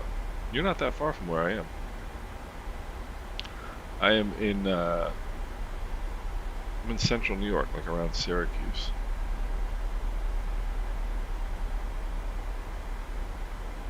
You're not that far away. Alright, so let's get over here and get ourselves settled in for the descent. Let's start figuring stuff out. Gotta get some weather. And let me see here. It's so funny to come over here and sit down and not have to grab a headset anymore, because I'm wireless now. So this is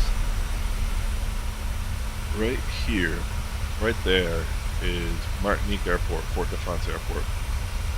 One of my favorite airports in the world, because you fly in over this. I love airports with water approaches, over water approaches. That's like my favorite thing. Oh my god, you know what? Oh wait, ZEA. You're not going to believe me. I have been to Rabat. That is so cool.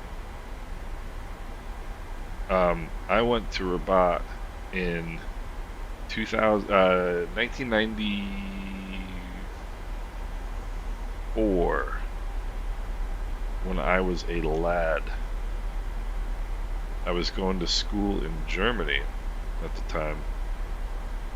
I lived in Germany for a long time, and our class trip was, my senior class trip in Germany was to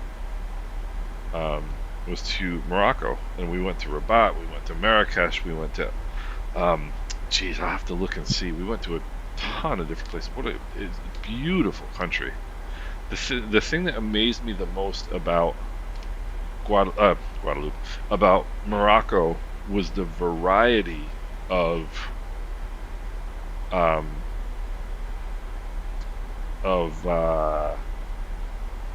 landscapes. It was just amazing. We yeah, look at this. How cool is that, right?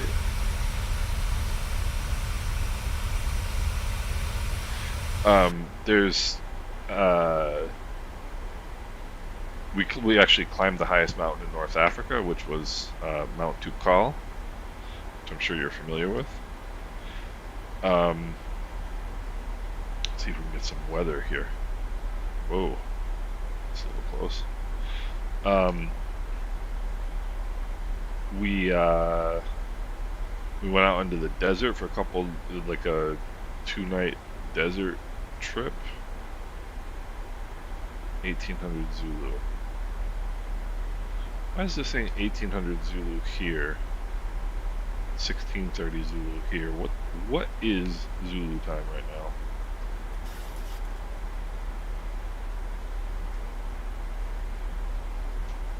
What is ours? Is 1813. So this is correct. This is not correct. I don't know why. Anyway, so the weather is correct. Yeah, but man, Morocco is just amazing. It really was. Really neat country. Alright, winds are 090 at 19.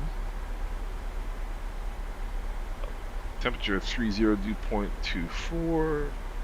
Scattered clouds at 2000. QNH 1014. Good. Yeah, that's amazing. See, that just amazes me. What am I doing? What's my name? Where am I? Oh, okay.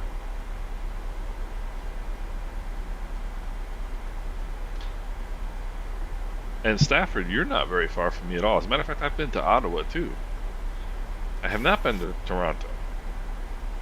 Yeah, Stafford, it is a small world. I tell you what, I've done a fair bit of traveling in my life, and the number of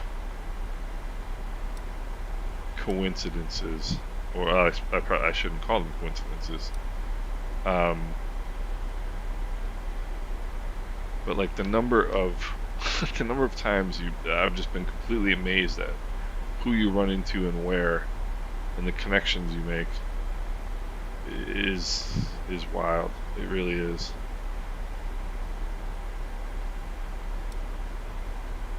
It is indeed a small world.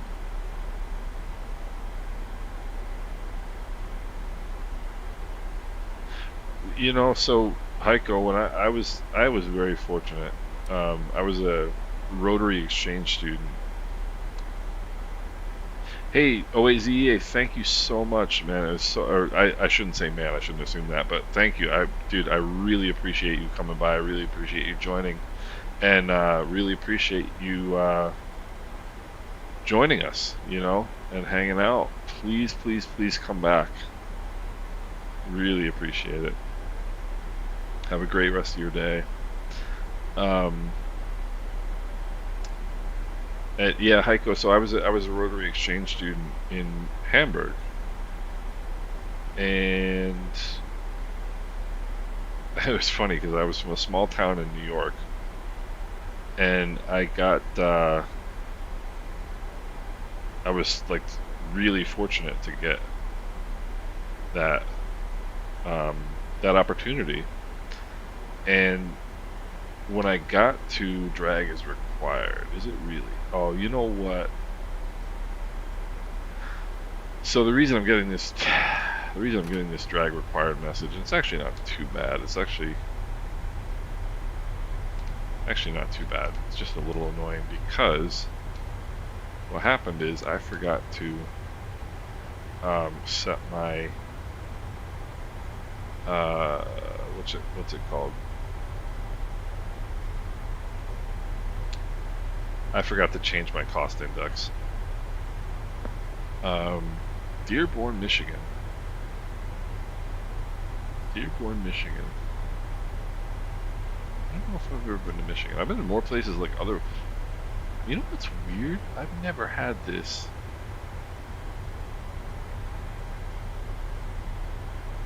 I have to check my DLSS file. I bet you what happened was.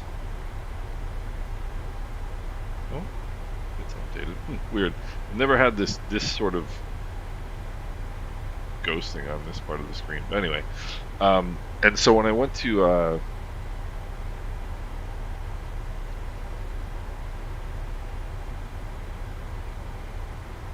Shmarkash, that's great, man. I'm so glad to hear that. That's what it's all about. That is what it's all about. It's getting good performance. But anyway, when when I got to Hamburg, I was a small town kid from upstate New York. Like I didn't really know. Didn't really know. You know, I mean, I didn't know a lot about the world. Let's put it that way. And let's see, 148.1. Fuel weight is 9.7.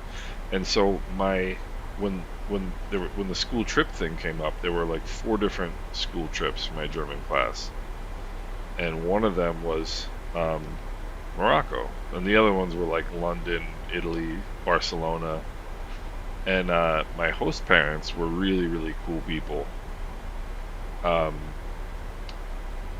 and my host mother said to me, you know, you can always go to Barcelona, you can always go to London.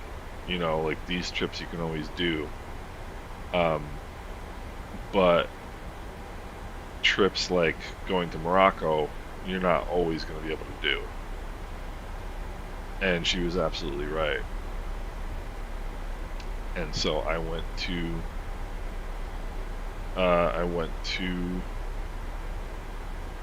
Morocco, and it was absolutely amazing. So 9.7, arrival fuel is 9.1. So 147.2.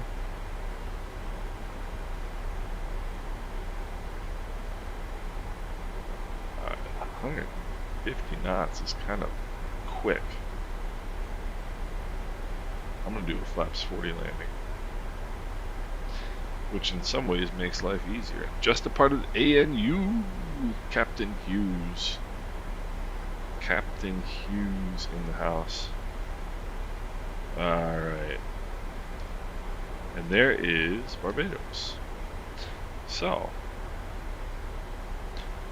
let's see what I can do here. What do we need to do? We need to, there's our chart. Let's just do our approach briefing here. Alright, approach briefing. We've got the weather. There is no ATC, so we don't have to worry about that. Alright, localizer. We've got set in 091, 110, 1 both sides. Got that set. Final approach course 091. Glide slope intercept is 7 DME from the BGI VOR, which is at 2,000 feet. Minimums. This is a good one. Actually, we need to check our minimums here. So minimums, we are going to be 143 knots, which is going to be 91 to 120, 121 to 140. So we're going to be category Delta aircraft on this approach. So 395 is going to be our. Oh, we gotta look down here.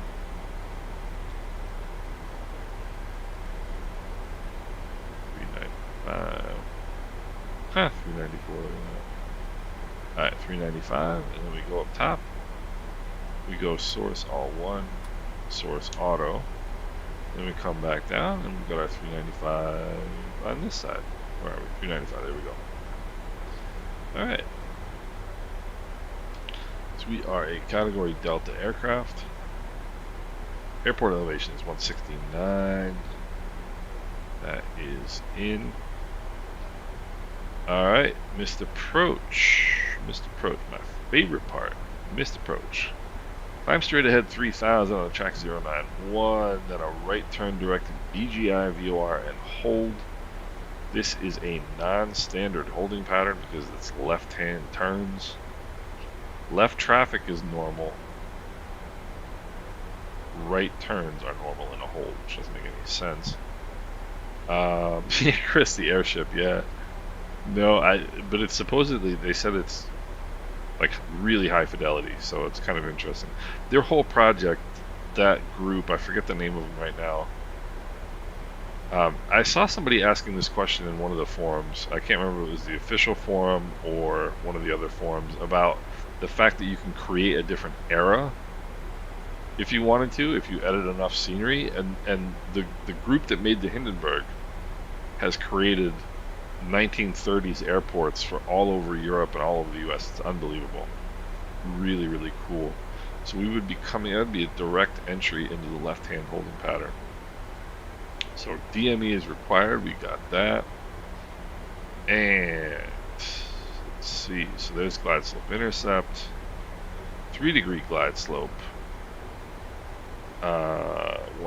The reason why I wanted the flaps 40 landing instead of flaps 30 is because I don't want to be going 850 feet a minute descent on the way down. Standard 3-degree glide slope. Happy on the left-hand side. High intensity approach light system. Missed approach. Climb to 3000 on a track of 091. Right turn direct BGI and hold. I should put 112.7 in the backup just in case I need it. Always a good habit. Switch it 112.7.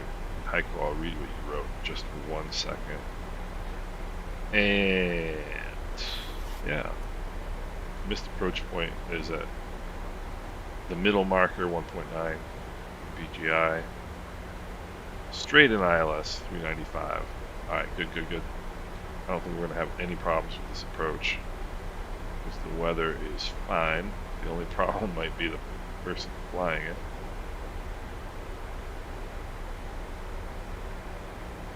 Alright, let me see. Visited the U.S. a couple times in my summer holidays. My uncle immigrated when I was 15. Okay. Elizabeth, New Jersey. Gotcha. Oh man, yeah, New York at 12 years old. I can totally imagine that.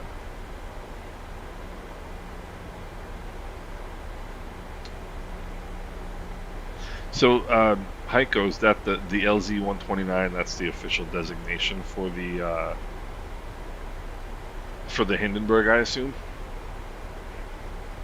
But that project, if you guys look at their website, they've done some unbelievable stuff. Really, really wild. So, trying to get my headpiece settled properly here. Hindenburg, yeah.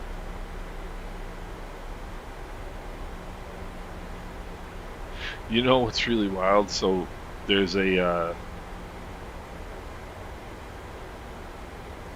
museum not far from where I live.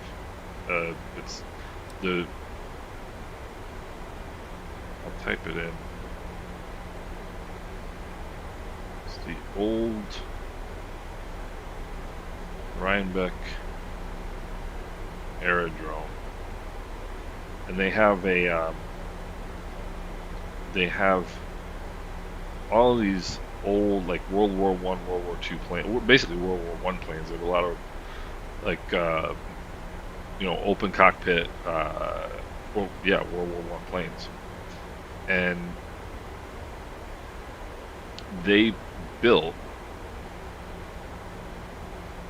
28 from Bennick. They built an exact replica of the Spirit of St. Louis, and the wild thing is, they reached out to the Smithsonian, which of course has the actual airplane, and the Smithsonian let them come down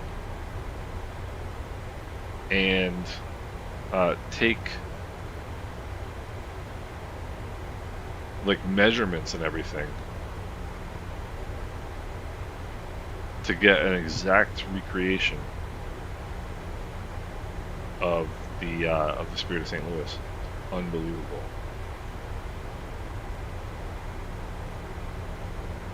Just putting my range ring. It's been so long since I've flown this airplane. I don't remember what I'm doing. Alright, let me put this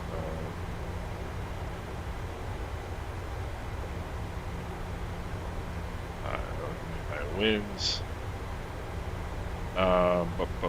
Mike, who just dropped in for a few minutes? What's going on? Mike Coffee, how are you, sir? Good to see you. Even if Friedrich's half from Germany, there's a museum. Oh, no way. The weird thing is, every once in a while, those like historic flights go wrong. There was one in Austria or Switzerland a couple, maybe a year, 2 years ago, and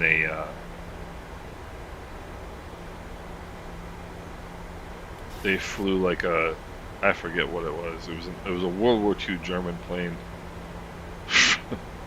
with, like, 20 tourists on it, doing a little fun trip around. They slammed it into a mountain. I would not go up in a Zeppelin. Yeah, yeah, exactly, Heiko. That's what it was. That's exactly what it was. Yeah, this is a funny looking island for this plane. I've actually seen this exact livery in Miami when I was down there flying somewhere. I forget where we were going down to the island somewhere. 15 miles from Bennick. Start looking for localizer glide slope indications here.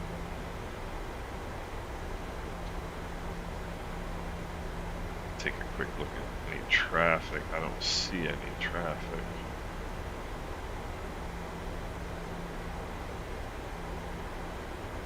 Alright.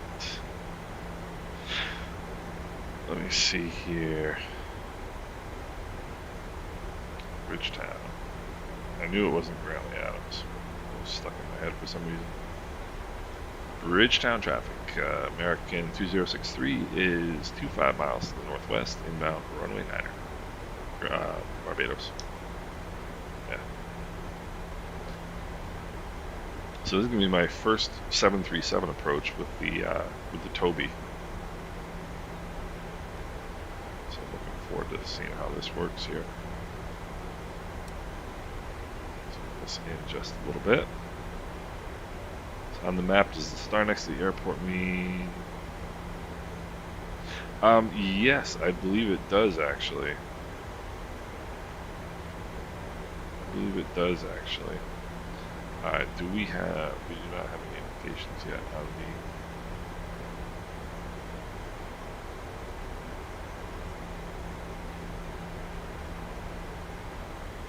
the... What's up?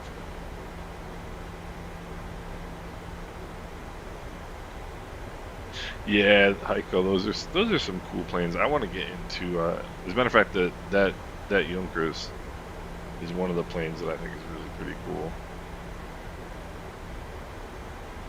Alright, let's start using our brain here. We're going to go auto brakes 3.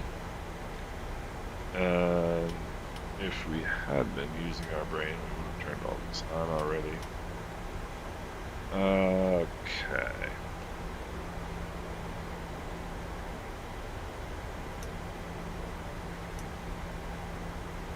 Alright, we switched. Yes, I did, Peter. They reached out to me about, is the localizer is alive? They reached out to me about 2 weeks ago and asked me if I wanted to, if they send me one, if I would review it. And I said sure. And I'll be honest, I did not anticipate liking it as much as I do. I really didn't. The biggest thing, the thing that I think is the biggest difference in what I expected, it's not just an eye tracker. I don't even have eye tracking enabled right now. The only thing I'm using it for is a head tracker right now. There's 15. Alright, so let's go. Speed intervent 20. Let's see. 213. I'm seeing a bra commercial on YouTube right now. Alright, let's get some drag out here. Alright, 4,300 feet. Let's go. Currently out of Barbados traffic. American 2063, 10 mile left base runway 09. Barbados. Okay. Alright, we're inside the upspeed. We'll go flaps 1. We do need to also go do our localizer, and do we have a glide slope? We do not. So we'll wait on that. Speed brake is armed. Let's dial this down to 193.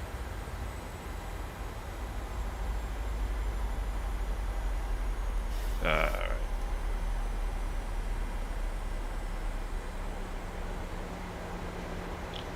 I'll bring this down to what, 400?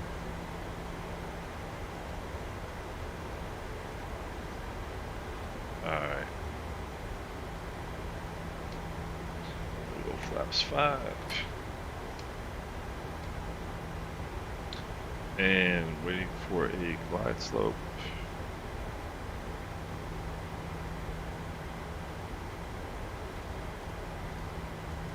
Bring this back. Okay, glide slope is there.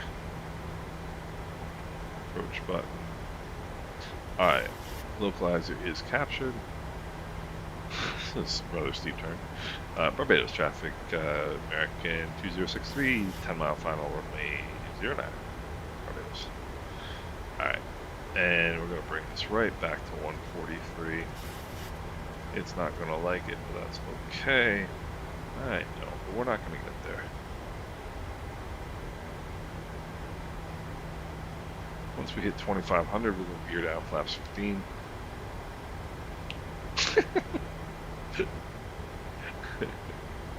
I'm laughing at Chris. Air weave. Alright. Speed's coming down.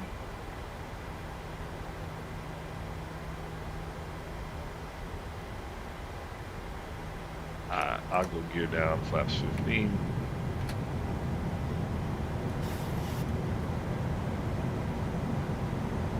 So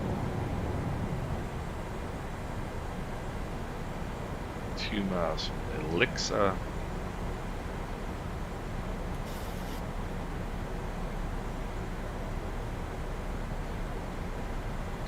Okay, that tells me absolutely nothing. 2500. Alright, we'll go flaps 30. Those engines will start spooling up now. Alright. Glad slope is captured. Missed approach altitude is 3,000. So let's wait until we get down a little bit more.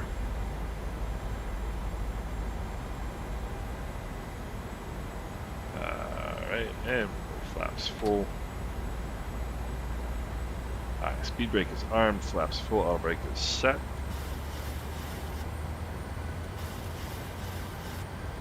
Yeah, we're gonna pitch down, get a little power here. Good. Barbados traffic, American 2063, 3 mile final, runway 9er. Barbados.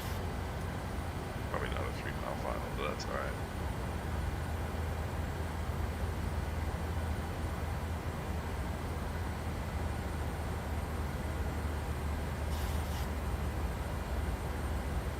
We got a good wind coming into us, that's why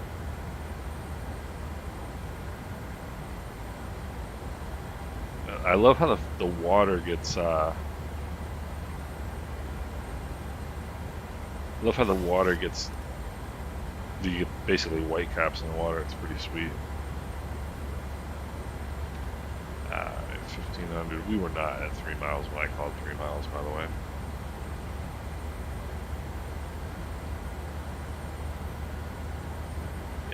About 3 miles now.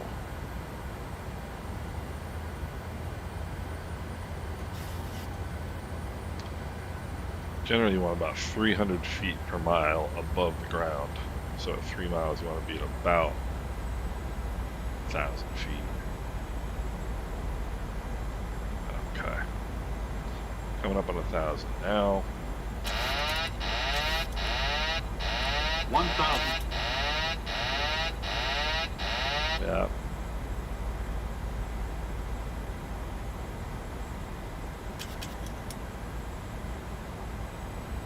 Oop. Some juice here.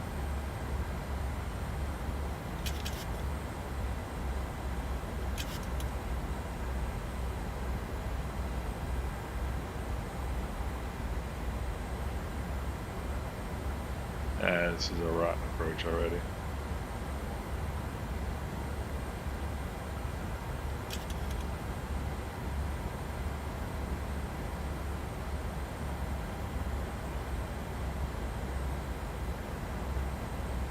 Approaching minimums. I'm going to give myself a break because it's a bit windy, but minimums. It's not really a good approach. Continuing.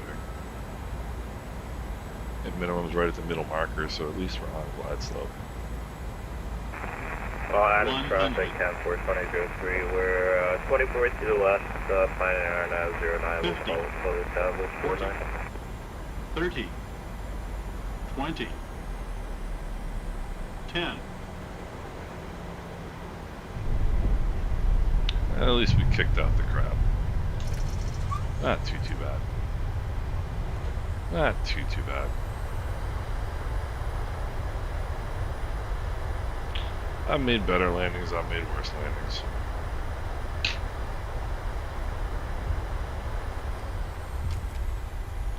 Alright.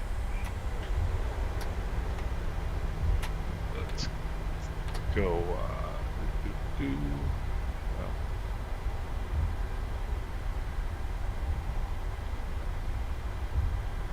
Come on. Oopsie. So it's good to have a co-pilot. Not too bad of a landing for my first one in quite a while on this airplane. I'll take it. I'll take it. It's not a Z-Sim pilot landing. That is not a landing Derek Hughes would have been happy about. But alright. But what we can do is show you a really cool airport.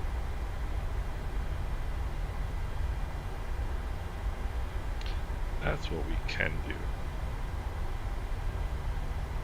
So this is Richer Simulations Barbados. Yeah, when it's a little juicier than well, no, I guess it said 090 at 19, and that's exactly what it was. So yeah, Z-Sim pilot, it's juicy out there.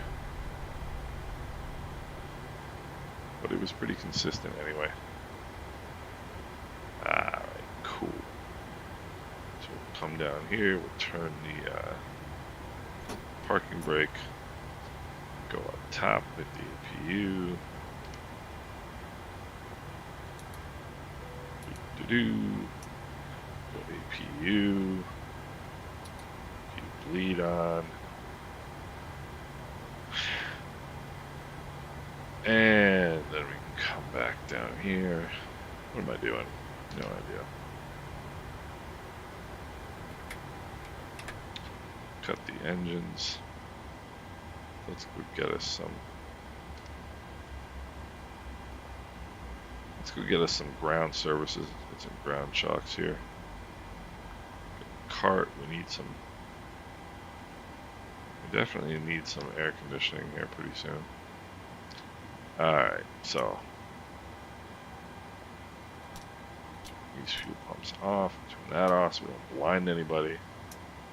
Turn these off, turn this off so that people don't revolt. Down to steady. Steady on. Turn these off so we don't burn the windshields out.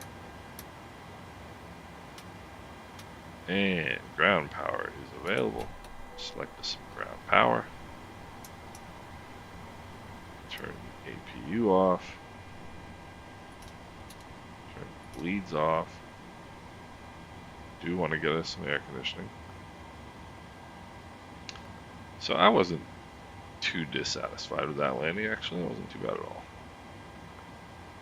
Jetway, we need stairs, baby. We need stairs. And come back up top. What else do we need? What else do we need? Alright, turn the engine fuel pumps, or the engine hydraulic pumps off. I think this is as close to competent as we get. Yaw damper coming off. I think that's as close to competent as we get, guys.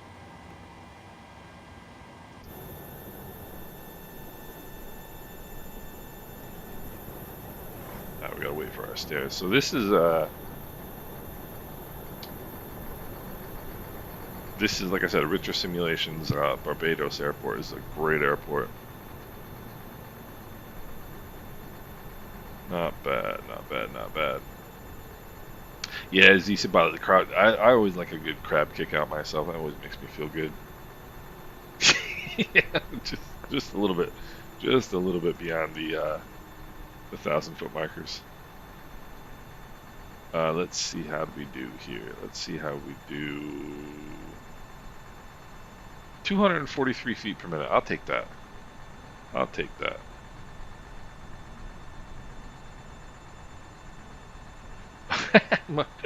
Heiko, your knowledge of what is going on in the travel industry is remarkable, which is probably why you're in the travel industry. That's absolutely awesome. I think I mentioned this before. I would go on a cruise, but my significant other would not. Adams traffic Cam Force 1803, final runway 09, short final.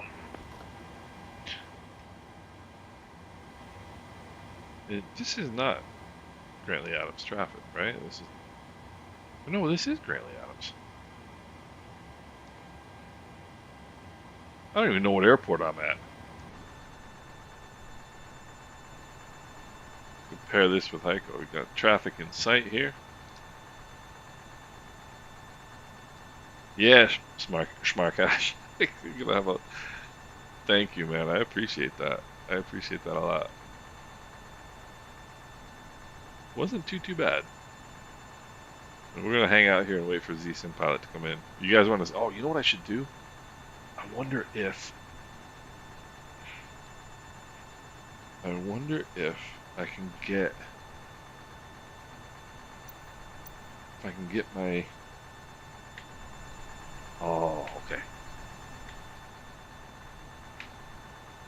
If I can get, let me see where my camera is. We're gonna go watch Z-Sim Pilot land. You guys want to see? I want to put the pressure on this guy. Whoopsie.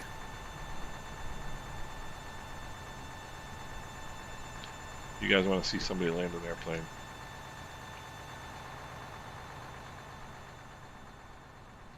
Jamali, absolutely. That's one of these Barbados and Antigua are two of my favorite airports. I love both of them. I absolutely love both of them. I'm gonna get out here on centerline. I'm gonna wait for Z-Sim Pilot here. You guys want to see a 737 landing? Wait till you see this. Traffic ahead of me. Yeah. Sorry for clearing my throat in your ears, guys. Yeah, he's on short final, Captain. So you're good.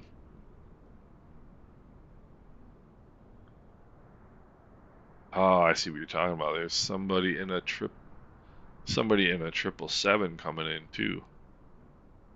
Wow, we got some traffic coming in today in Barbados. We've got a 777 on like probably a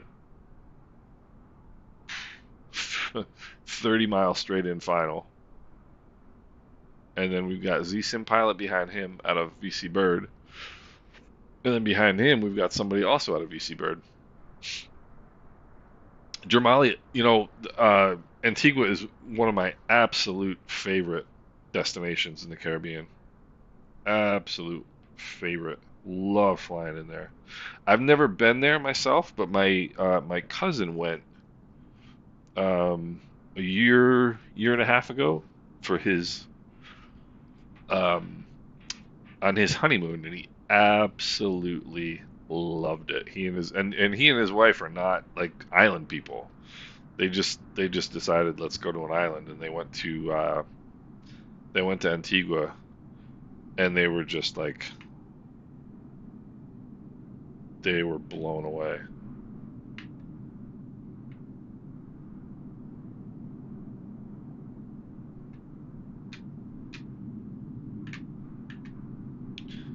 Not bad looking here. The add-on for Barbados is the good one for Barbados is richer simulations. That was not bad right there. I always feel like my camera's actually there and it's gonna hit me.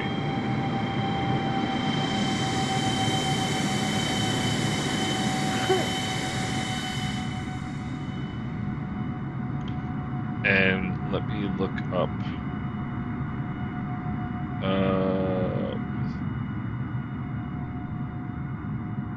So that's the one for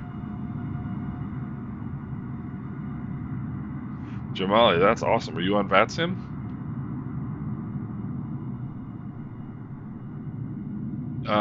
And let me look up the one for Antigua. The one for Antigua is really good.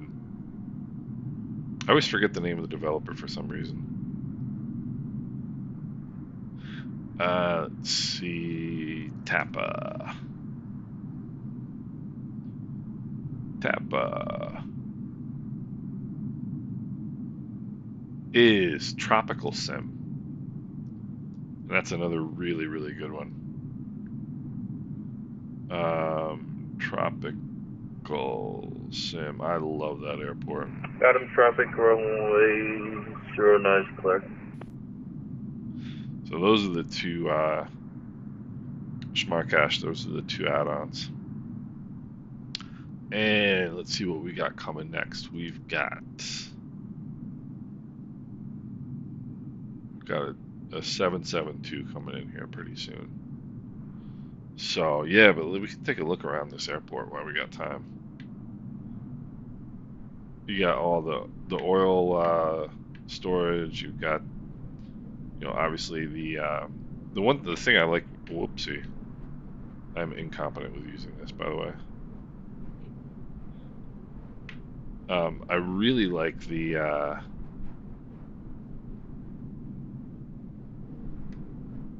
GA side of this airport. I think it's really cool.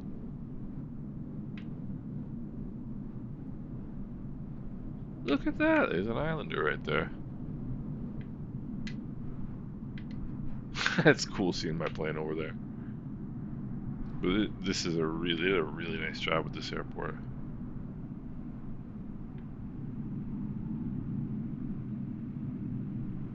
I always like the details like this. Like this sort of stuff, all the refineries and and it would not be a Caribbean airport if there weren't any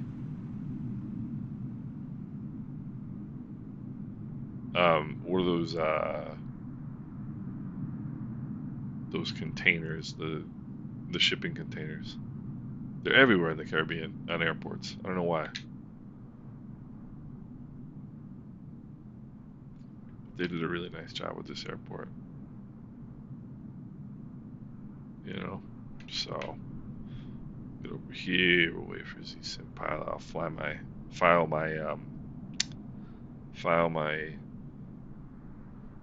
PIREP.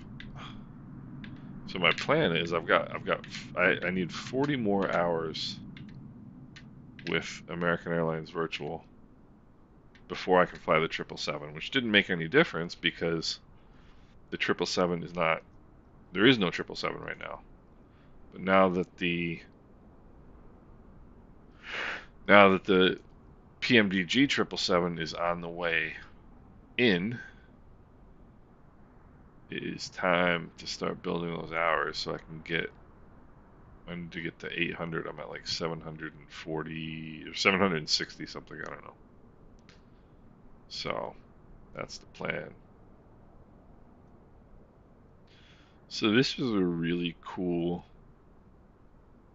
stream today. Really productive stream, I feel like.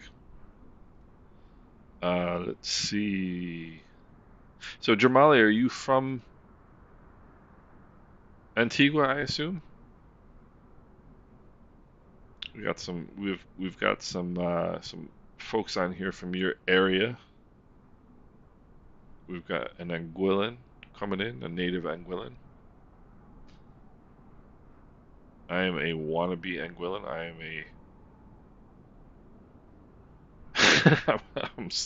I'm from the middle of New York, but I think Anguilla is the coolest place in the world. Yeah, that's awesome, man. That's awesome. Are you in Antigua now, or are you somewhere else? That's got it. Adam traffic serving airline 41 and 25 nautical miles out from the airfield.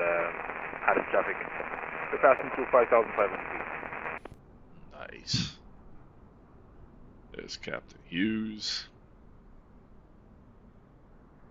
But this other guy is on Vatsim, but he sort of looks like he's not coming straight for the airport. 25 miles. Live in Texas now. That's got to be quite a bit different from Antigua. So we'll bide our time here, waiting for Captain Hughes to come in. I've got some family in Texas. Got some. We like to refer to it as the country of Texas in New York because it's just a weird place, according to New Yorkers anyway. I mean, I'm sure it's not weird. Um,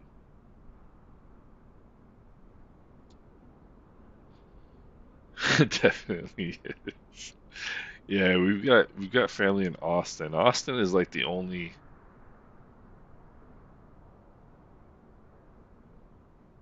Austin is like the only place in Texas that I'm kind of interested in seeing, only because I'm a huge Stevie Ray Vaughan fan.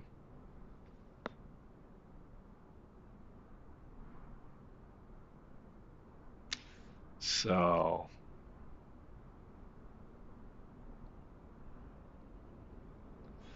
so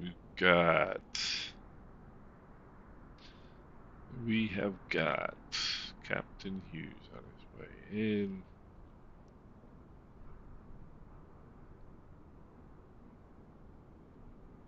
Just checking out some things here. Okay.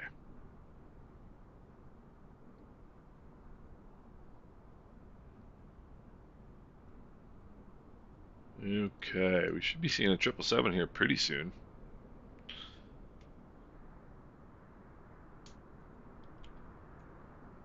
Should be seeing it pretty soon.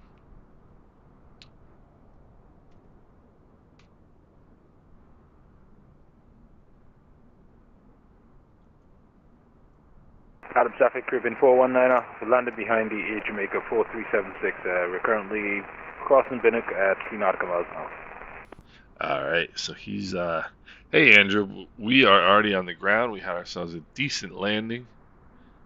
And we are now waiting for the arrival of Captain Hughes, who's just about on a 10-mile left base. He's coming in behind us.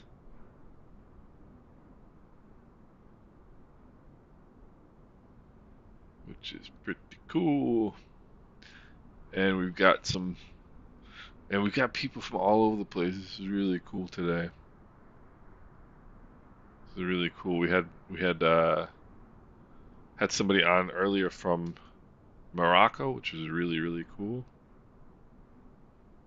We can't discount the fact that Heiko is in Thailand.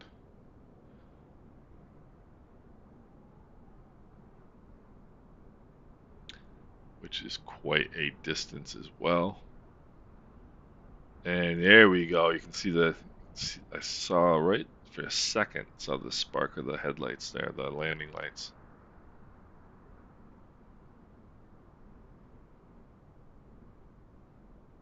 On center line there. I'm assuming that's the 777.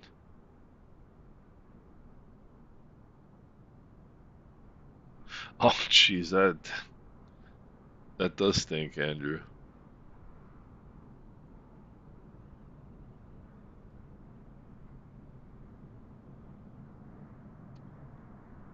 That does stink.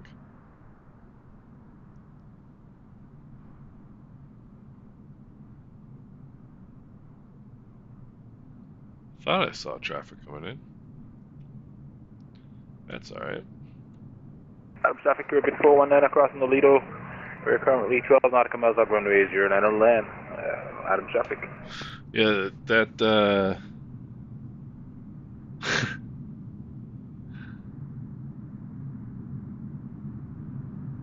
oh, nice. Oh, here we go.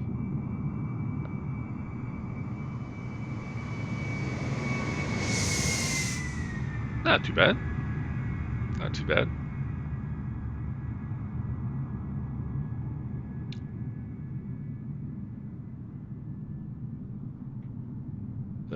Open it up for Captain Hughes here.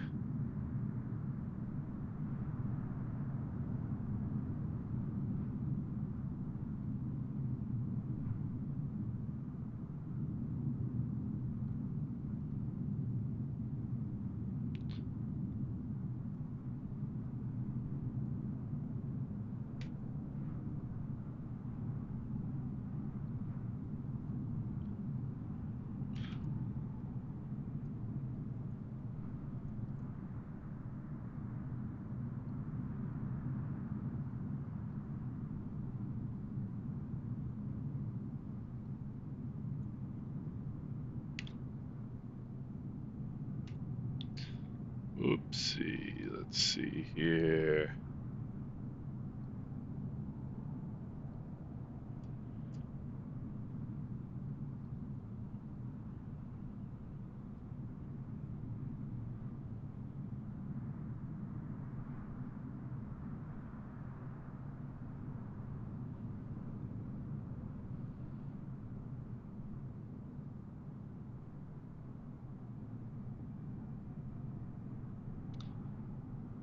Let's see here.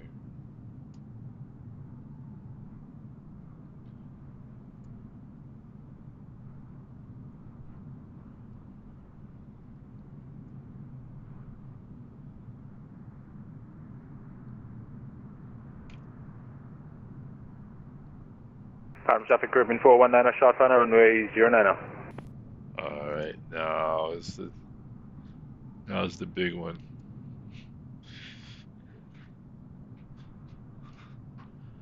Okay, I got him in sight.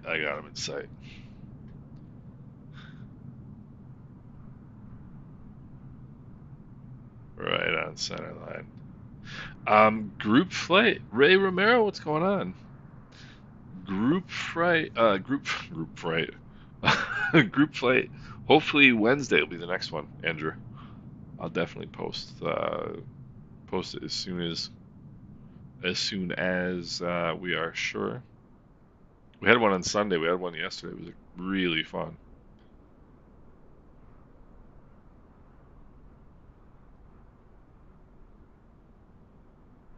Really good time. We went up to 67 driver. I have a 12,700K and 3080 Ti, both stock, no overclock.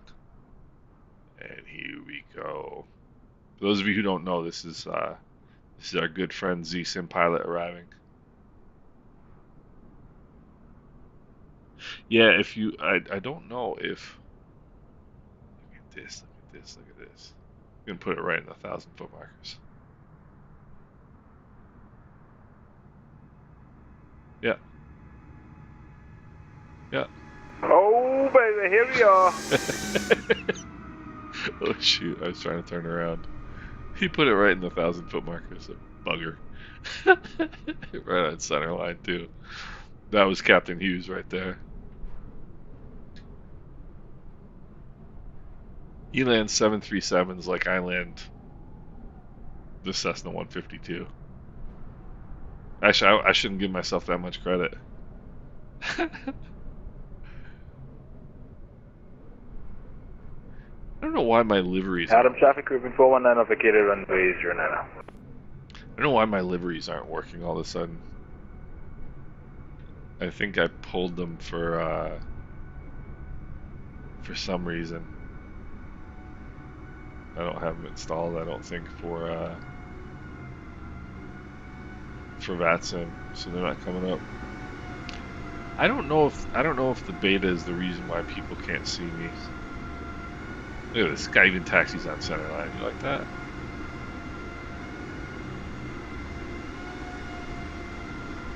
Hey, Captain Mike. See you on the left hand side, mate. You're looking good, Captain Hughes. Looking good, sir. This is, oopsie, wrong button. Alright, now let's see how he parks. Because this is the mark of a true guy. Look at this. He's right on center line. You believe this? He's going to put it right on there, I'm telling you. He's going to put it right on there. He's going to drive me nuts. He's going to put it right on there. That's okay. He's not using my scenery. Let's see how my parking job was. My parking job was terrible. Look at this. A good parking job is you put it right there. And I'm not even on the center line, much less. You guys think I'm kidding, man. I'm obsessive with my parking. But yeah, he is in a 373, so he probably nailed it. So yeah, so we'll do another group flight Wednesday at about 3:30, 4 o'clock, and we're in Cuba nowadays on our trip. So for those of you who don't know, we do Wednesdays and Sundays. We do group flights with the channel. We do. If any of you guys want to join the Discord, please do. It's in the info on my YouTube channel on the top, in the information stuff. I don't know, Chris. He might be in. He might be in X-Plane. He flies X-Plane sometimes. But I would see him because he's on Vatsim. That's the cool thing about Vatsim.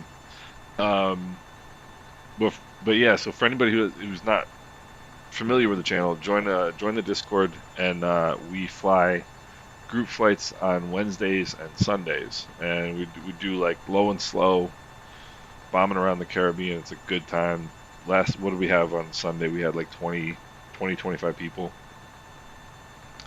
And just flying around the Caribbean, having a good time. And we're up in Cuba now, and had a great flight on Sunday. So it was a good time.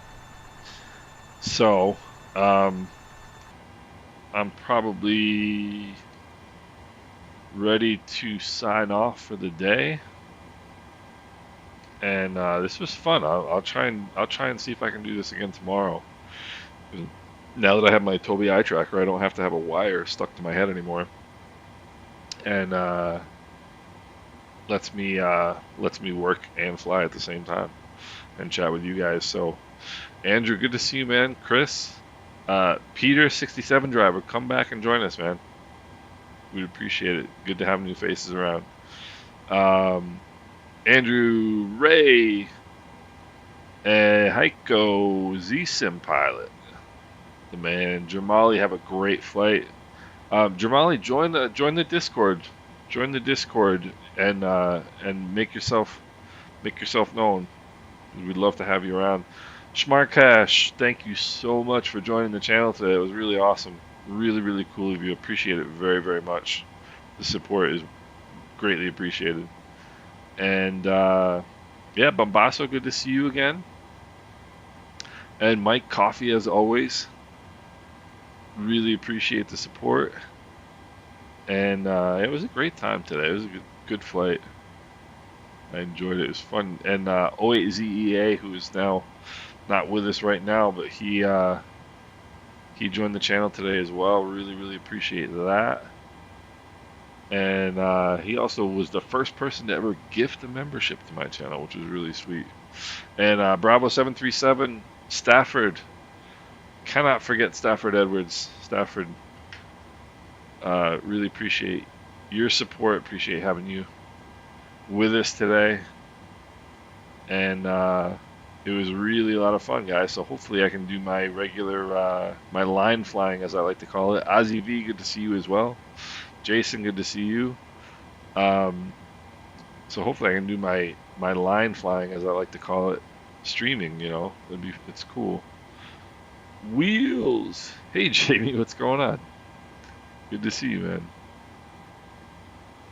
man. Yeah, I just popped on for just to stream my my regular daily flying. You know, it's something I like to do if I get a chance. But it was a good time, and so good to see you as well, Jamie. Heiko. Yeah, I do know why. Heiko, thanks so much. It was good to see you. And Peter, good to see you. Glad you're back from vacation. Glad you had a good time. And enjoy your dinner. And thanks again so much, everybody, for joining us today. And we will see you next time. Appreciate it, everybody. Have a good day.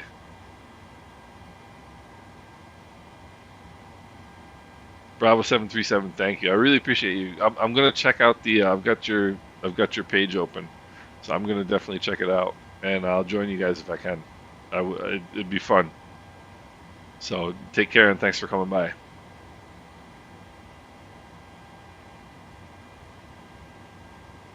Yeah, Peter, I know how that is when you get back from vacation and your mind is still where you were. I know what it's like, man. So. All right, guys. Everybody take care. Really appreciate it. Good to see everybody.